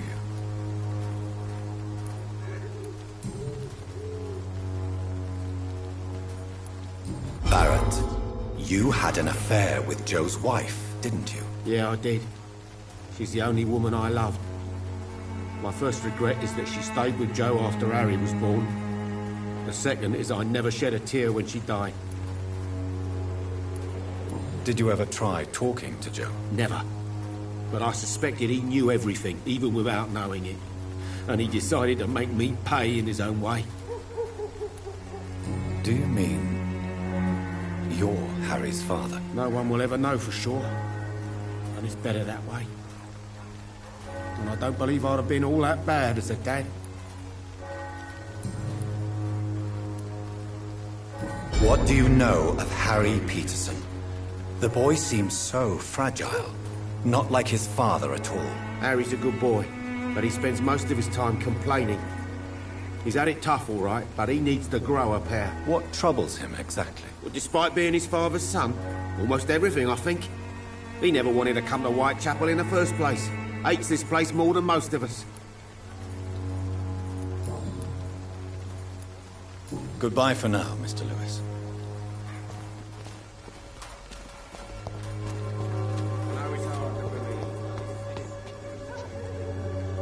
Good evening, Doctor. Can I help you? I heard you're investigating an underground medical dispensary in Whitechapel. What do you know about it? Not much, I'm afraid. They are wary of strangers, and I'm not really an acquaintance of theirs. Why do you care? I'm a doctor, Mr. Darby. I care about everything involving public health and this epidemic. Are you sure you're not just concerned about the repercussions that a scandal involving a certain Nurse Crane from the Pembroke Hospital would bring? Without a doubt, you are a damn fine journalist, Mr. Darby. What do you know of her accomplice, a man named Darius? I don't know much about the man. He's very cautious. Never goes out. Doesn't seem to have any friends or family. He has no relatives at all? No. Except for that strange man, a poet named Richard Nithercott, who sometimes comes by. Darius would never let him in. Where can I find this Mr. Nithercott? He spends most of his time lurking around Whitechapel, talking to himself or declaring verses. These days, you can usually find him behind the church. He never goes out? No. A few days ago, he unexpectedly did. I followed him, but it was just a ruse to keep me away from his house. Really? How do you know? He went to the nearest mailbox, but just before posting his letter, he ripped it up and threw it away.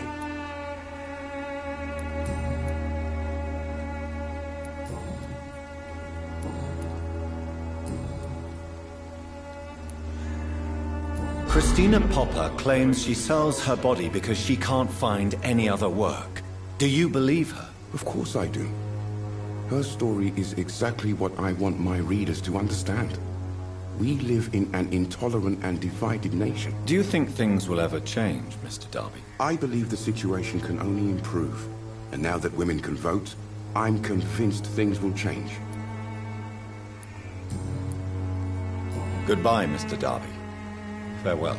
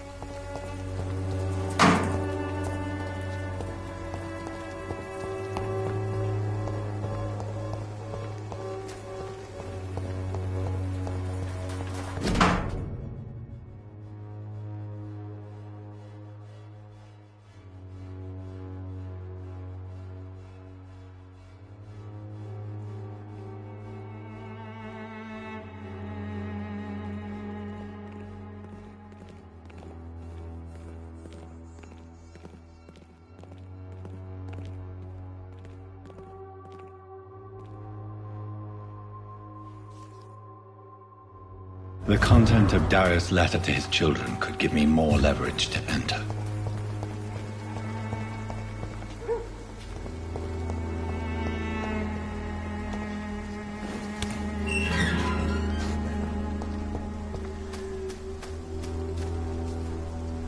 Good evening, Mr. Nithercott. And good evening to you too, my good sir. Can I be of any help? Do you need medical attention, sir? It may be wise to let you prescribe me something. I don't feel like I should. I understand your appetite for words and macabre beauty, sir. But you should be more careful. The nutrition of my mind is more important than my physical health. But I appreciate your concern, sir. May I ask you a few questions about the district? Extraordinary part of town, is it not? I'll be glad to help you, if I can. I'm looking for Dorothy Crane, a nurse who lives in this vicinity. Dorothy Crane. Oh, I love the name. The Crane of Whitechapel. Sounds very mysterious. But, sorry, no, never heard of her. What can you tell me about an old man called Darius? Darius Petrescu? Yes, I know him. At first, I thought he was only a small publisher. I invited him to publish my work, but his reaction was pretty clear. Not interested in your talent? Darius is an old political activist who takes delight in printing tracts and lampoons. Those communist activities only require mediocre writing skills.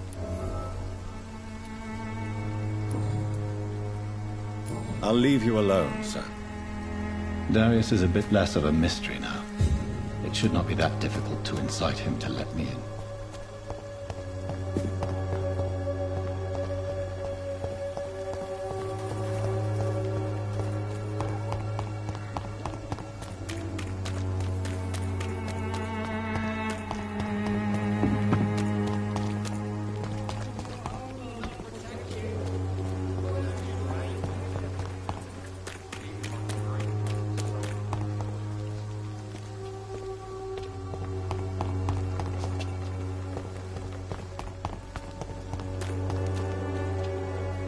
You again?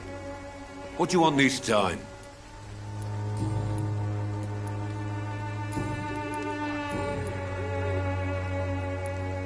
Harry doesn't seem happy living in Whitechapel.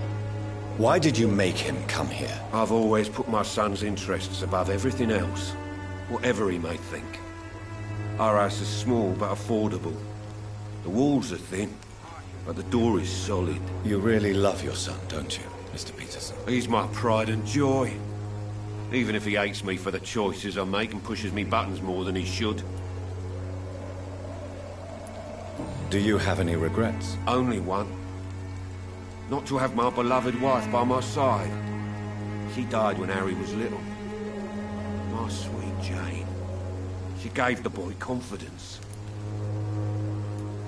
Since the criminal nature of your job means you could be arrested, are you not afraid of what would happen to your boy if you were? No one will ever take my son away from me. If that ever occurred, I'd hunt the bastard down and rip off his head with my bare hands.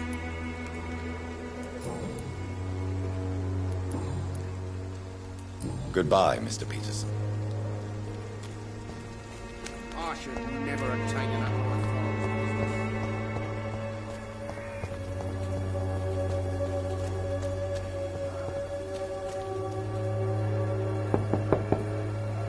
Mr. Petrescu, just 1 minute, please. You again? Go away. Sir, wait. Stop this nonsense. I know Nurse Crane is here. Shall we speak man to man, you and I? All right. Speak up. Don't you see we're on the same side?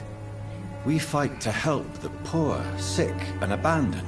I'm nothing like you, Mr. Doctor. Yes, you are. You too believe in providing medical care without charge. You know what we have to sacrifice to make the world a better place. I have to admit your words have conviction.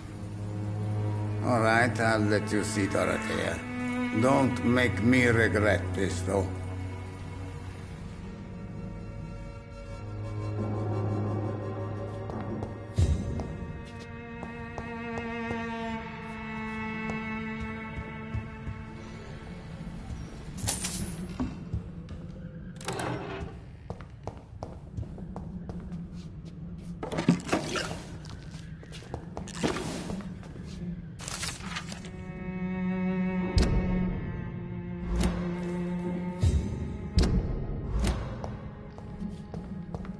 It's locked, all right.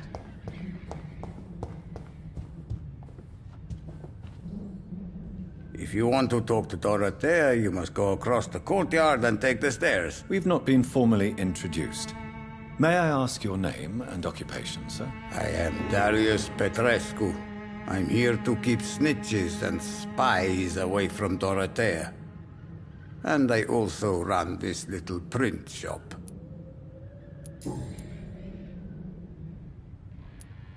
So Dorothy's real name is not Crane? Like myself and many people in this area. Dorothea is from occupied Romania. That's all you need to know. She seems important to the community. More than you can imagine. The West End does not want to hear of Whitechapel's misery. Dorothea is one of the few doing something about it. Tell me everything you know about Camellia, the mute florist. I do not believe in the afterlife, Doctor, but I'm almost convinced Camellia is an angel. She volunteered to give out our medical leaflets. Are you not worried for her safety? She is as brave as she is tough, and clever, too. If only I had met her when I was younger. Are you in love with Camellia, Mr. Petrescu? Don't be stupid. If I had met her when I was younger, we could have won our revolution. Who is she, really? Do you know where she's from? She's not from around here, that's all we know. Camellia is not even her name. It's her favorite flower. You say she has no close family? Well, there's that awful poet who constantly follows her around like a lost puppy. A good man for sure, but a very poor writer.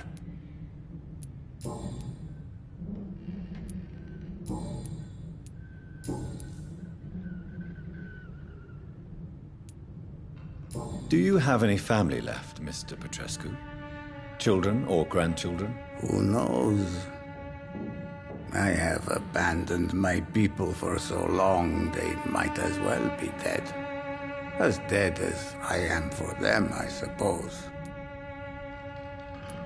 Don't be embarrassed, sir.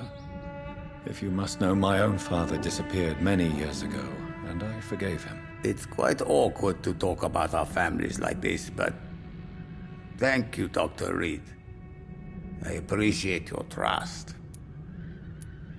This war won't last forever. Did you ever think of returning to your country now it's free? No. I have taught strength and determination to my sons and daughters. I'm an old, dying man who only has memories of better times to cherish. How did you meet Nurse Crane, Darius? Why does she trust you? I'm her oldest friend in England. Dorothea and I share many ideas about this country and about the country we left. You mean occupied Romania, don't you? Even if not directly, I fought against your enemies. Really? Then perhaps you have more in common with Dorothea than meets the eye, Dr. Reed. I know you fought for your country when it was occupied, Darius. Tell me more about it. I know my days are numbered, and I know I won't see my homeland again. But I fought for Romania all my life, and I will until my last breath. But Romania escaped the grasp of the Austro-Hungarian Empire. It's a free country again. But it's not the country I fought for. My homeland is not appeased, Doctor. And I still see a dark future ahead for my people.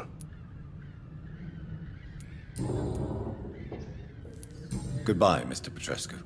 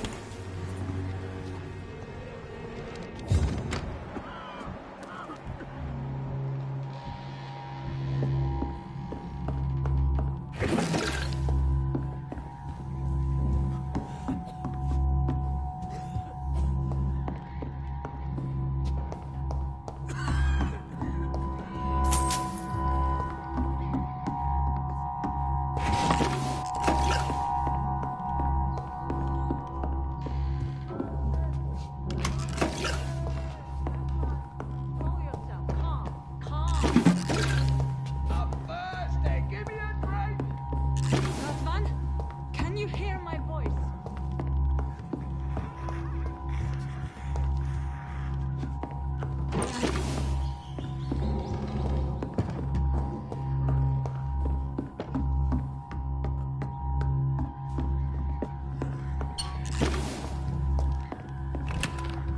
I need help! What do we have here, nurse? Patient Razvan Vasily, high fever running on 3 days. Complaints of dizziness, muscle aches, and head pain, diagnosed with influenza. Treatment? Aspirin and salicin for the fever and discomfort. Liquids for dehydration, but he's having trouble keeping even water down.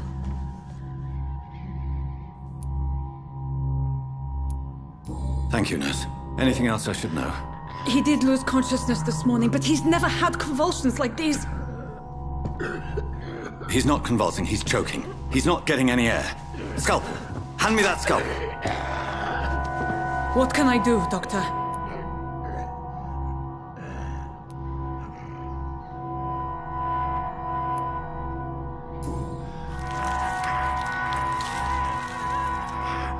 I need to perform a tracheostomy. Short pipe. That rubber tube will do. We're going to cut a passage for air through the neck. Yes, Doctor. He's breathing again, but he's coughing up blood. Internal hemorrhaging. I need to make another incision into the chest cavity to drain the fluids from the lung. Prepare another tube. A thoracostomy? Doctor, we've nothing to fight the infection. We need an aseptic environment.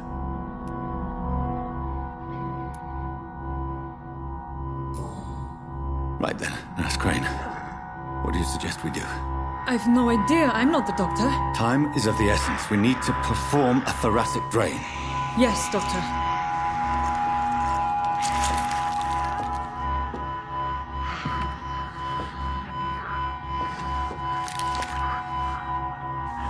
He's still bleeding, Doctor. I'm losing his pulse. The drain must have punctured the intercostal artery. There's too much blood. Are you all right, Doctor? I can't see.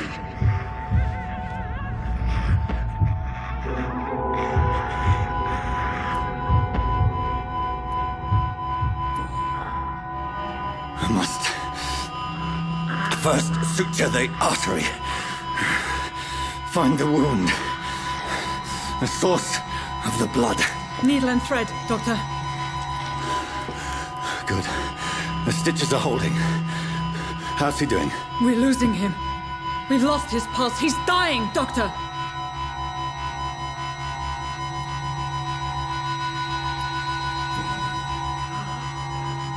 A dose of epinephrine, now. Yes, Doctor.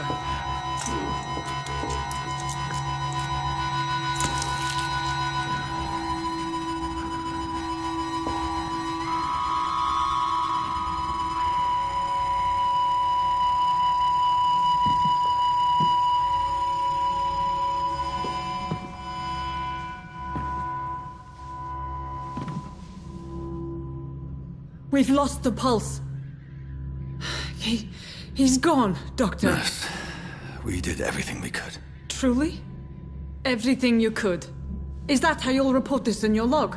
Is this how the war went? Piling up one poor corpse beside the next? This was not an influenza-induced seizure.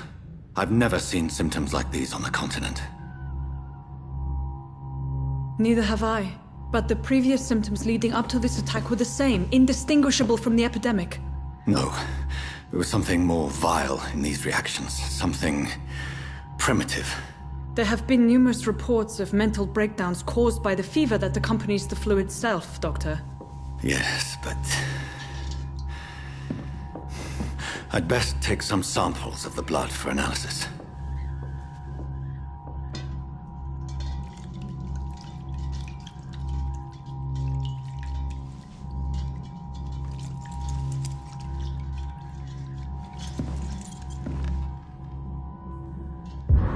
I doubt you're here to test my bedside manners.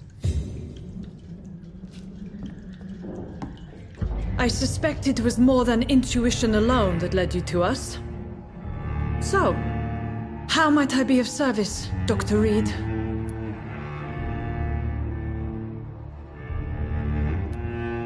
I've come to put an end to this insufferable blackmailing, Dorothy. Doctor, you think your warnings scare me? I've stolen and plied, blackmailed and lied, but what else am I to do? I'm all these people have.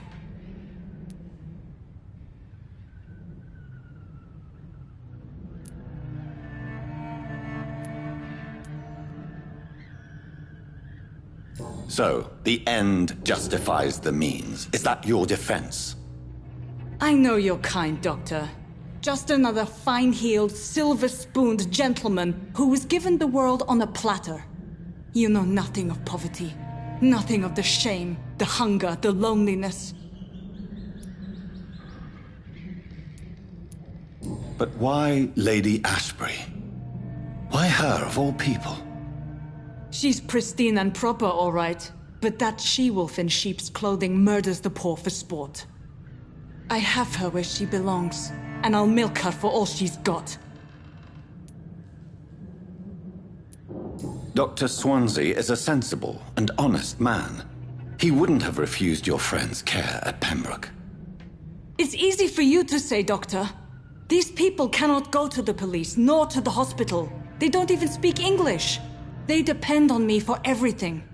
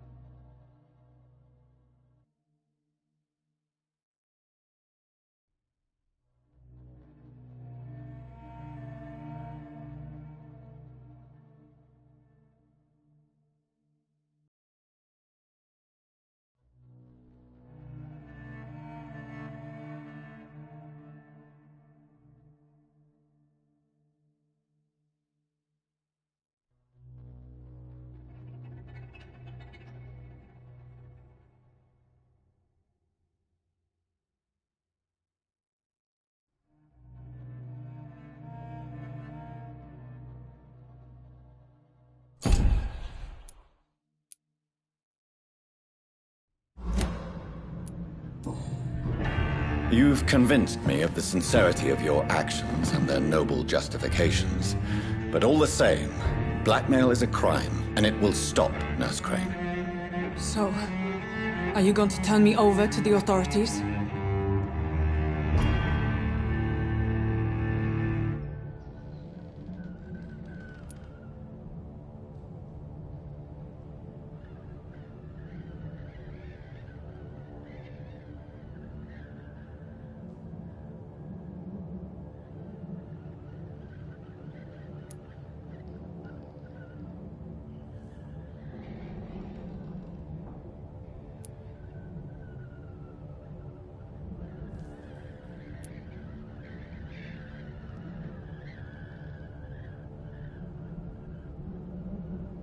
Listen very carefully, Dorothy.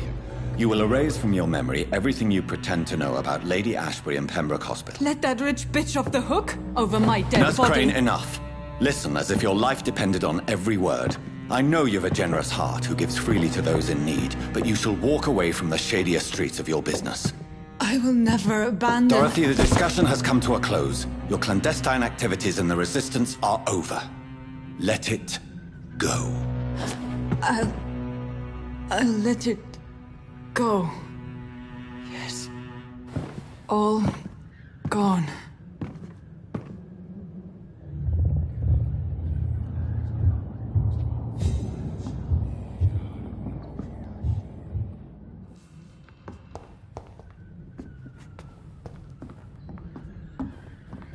It's locked.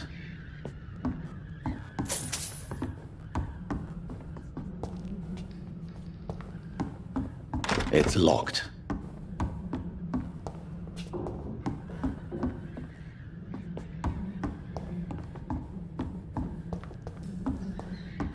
It's locked, all right.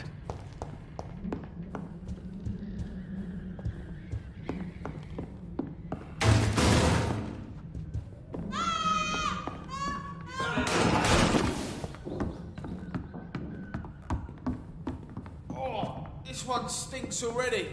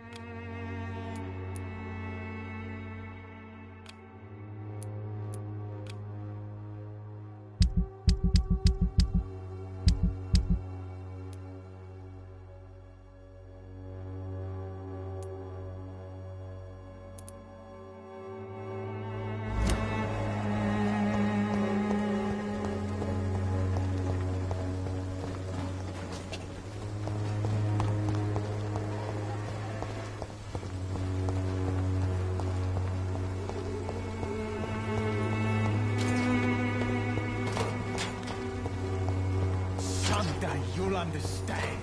You've wasted me. I'll not die in some piss stinking alley drinking water.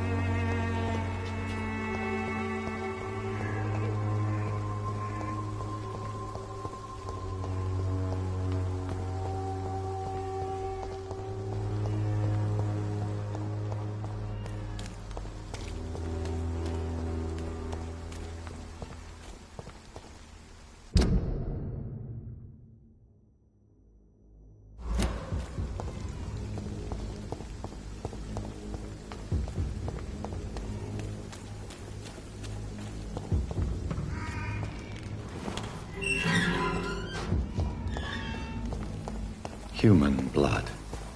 Whoever left these marks did so deliberately.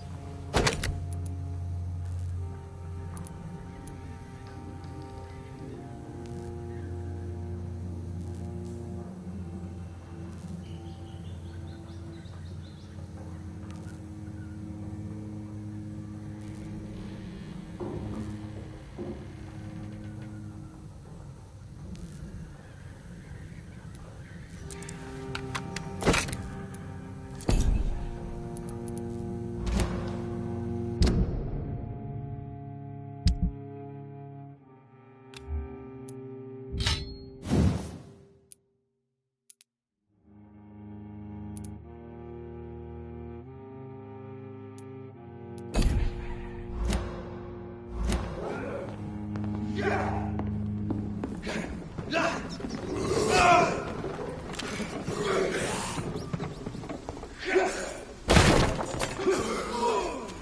it, boy!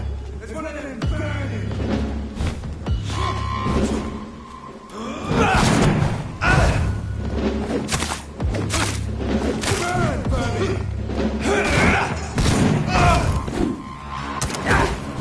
Burn it, boy!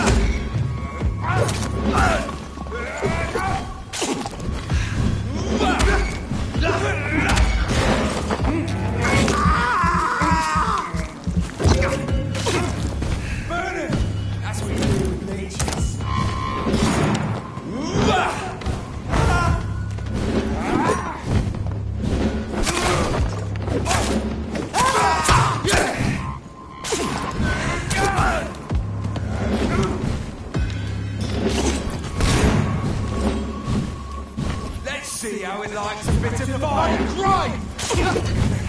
Doesn't like fire.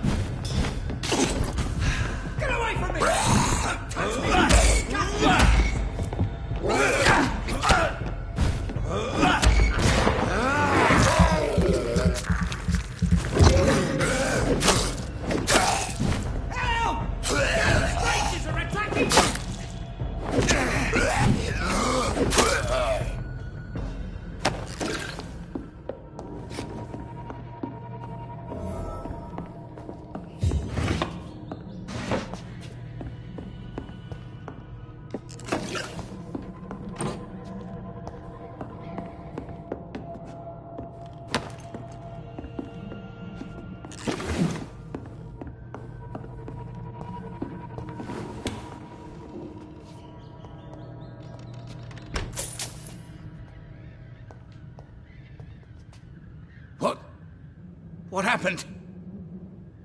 Who are you? It's all right, sir. You're safe now. Oh, a fellow Englishman. Thank you, sir. For a moment, I thought those bloody heathens had killed me. What are you doing here? This place is not safe. Yeah, it's a cesspool, but it's mine. I came to collect some overdue rent, but those who still live here have gone completely bonkers. You're very lucky to be alive. Yeah, filthy immigrants. Fucking savages, every one of them. And now with this bloody fever, they're just animals. You can find safety of sorts in Whitechapel. If you're quick and cautious, you'll be able to avoid the savages.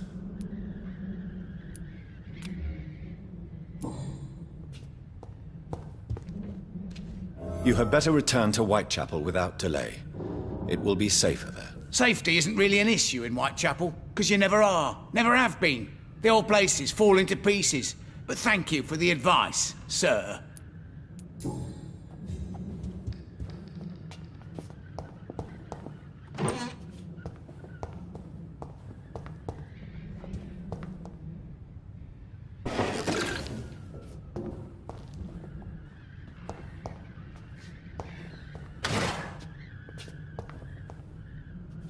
This is Braille.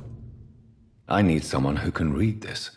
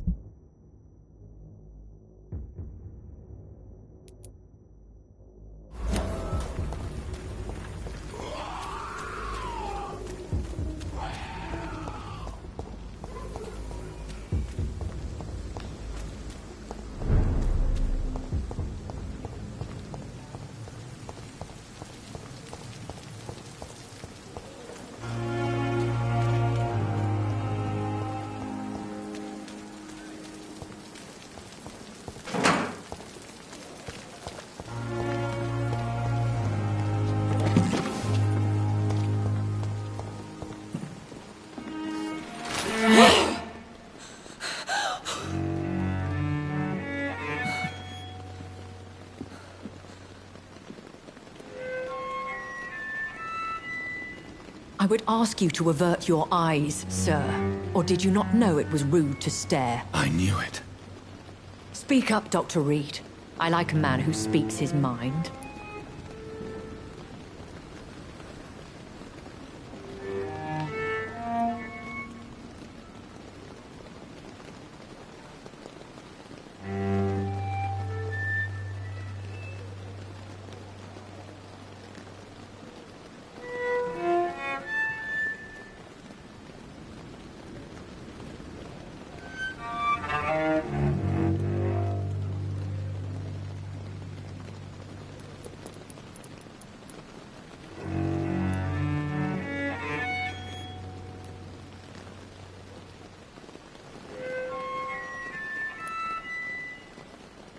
Hiding your true appetites behind a facade of compassion. Bravo. Very clever indeed. Spare me your sarcasm, Jonathan. You are but newly born in this world.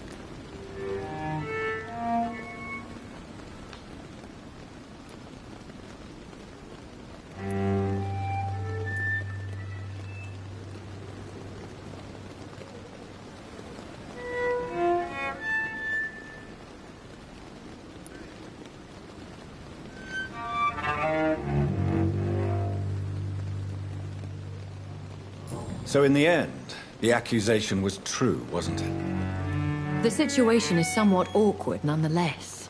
I have not been observed sustaining myself for many decades. I have to say I'm a trifle embarrassed. Anyway, I have concluded my inquiries concerning your blackmailer.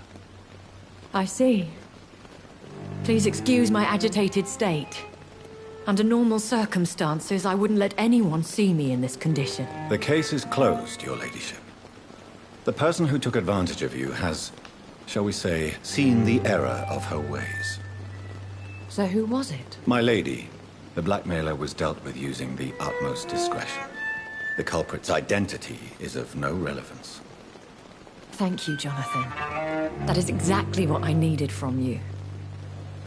You have proven your loyalty, so, as a friend, please accept this small token of my appreciation. Thank you, my lady. If you have an inclination to learn more about vampires or your current situation, I will be glad to aid you in your quest for knowledge.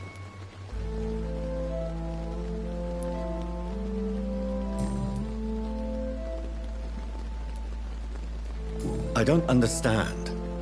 Why was I created and then left for dead?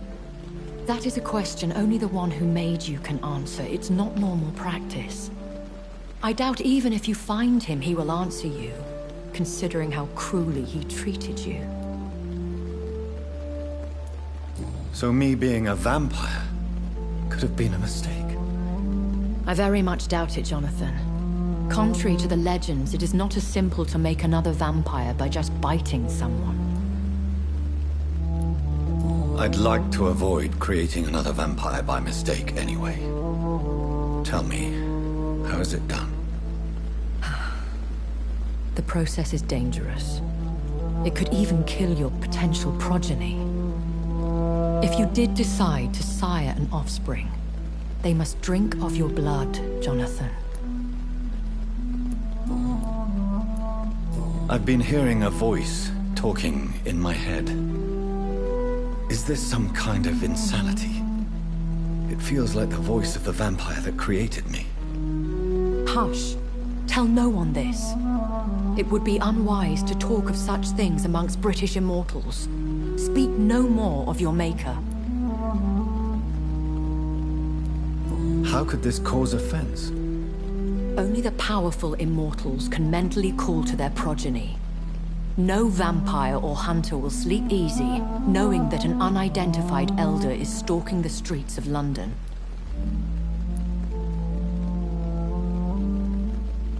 Excuse my forwardness, but are you my maker? Me? Goodness, no.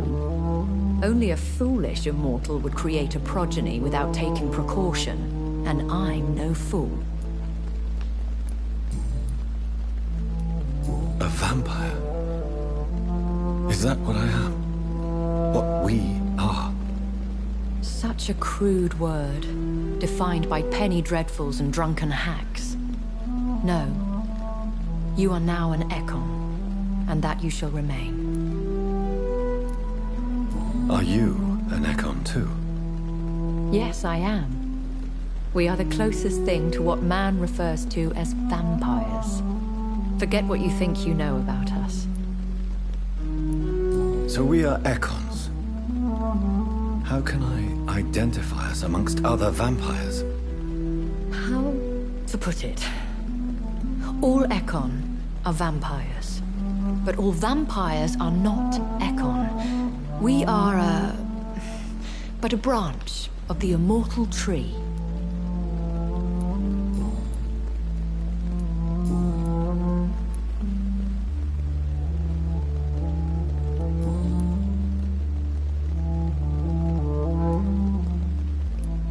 Why does Dr. Swansea allow you to feed on the patients of the hospital?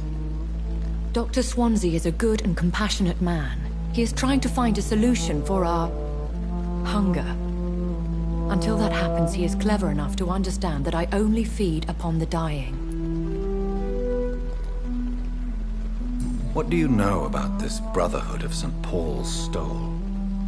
The Brotherhood is well known amongst London vampire society. As long as our kind is discreet, and as long as they do not interfere, we have come to a mutual understanding.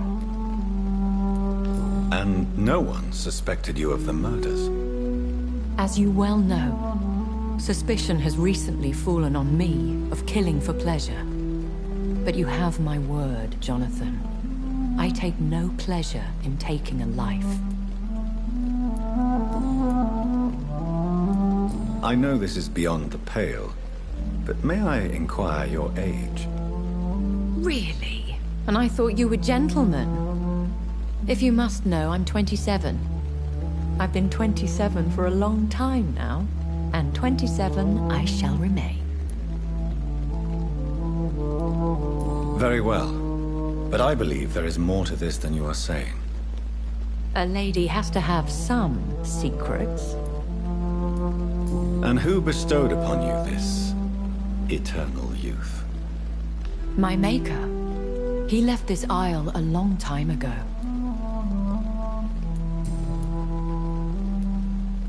Why did you save me in the canning factory?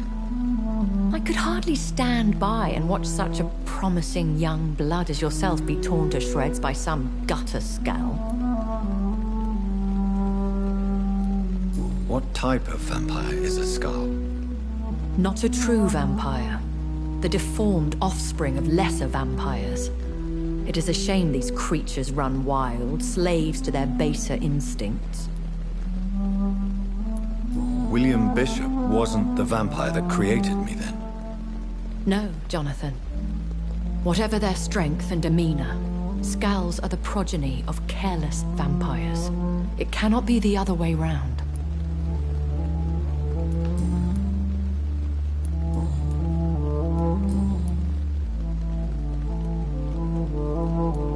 Are there many vampires here in London? Immortals are of a rare breed, and we often tend to hide. But you may occasionally meet some of us at night. Will they all be as affable as you, my lady? I do not see why not. But remember, even the shark smiles before he bites. That sounds like a lesson from experience. Vampire politics are as intricate and sometimes tedious as a game of chess in a gentleman's club. I've learned from experience it is best to decline to play. Do you know any of them? Have you an idea of the identity of the vampire who attacked me? You mean your maker? No, Jonathan, I have no clue. But I fear he or she is as careless as cruel. To let you discover your new condition by yourself. What do you mean? Every now and then, you may discover an immortal in the deep of the night. But we are a rare and reclusive breed. Our progeny is almost never accidental.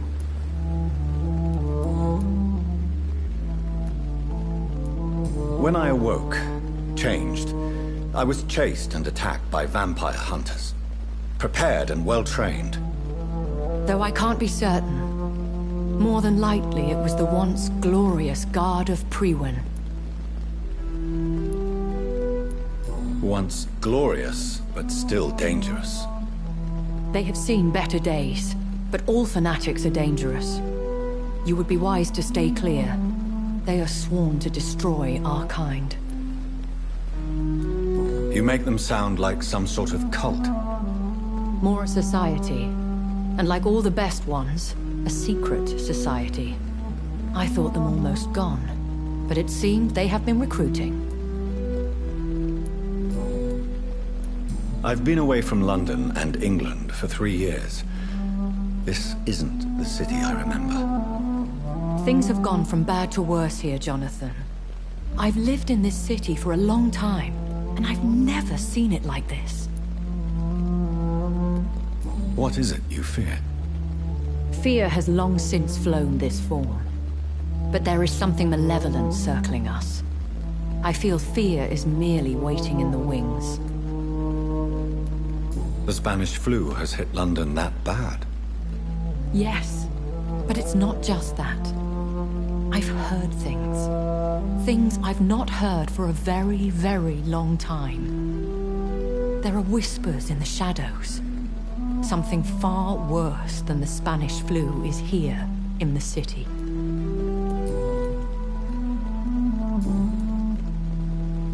I bid you farewell. For now, my lady. I must quickly analyze the blood I took from Nurse Crane's patient.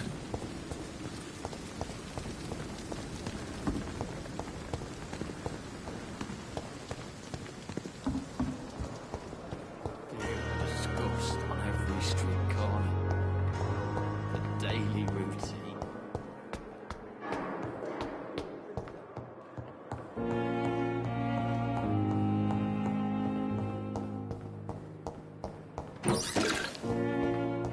I cannot enter.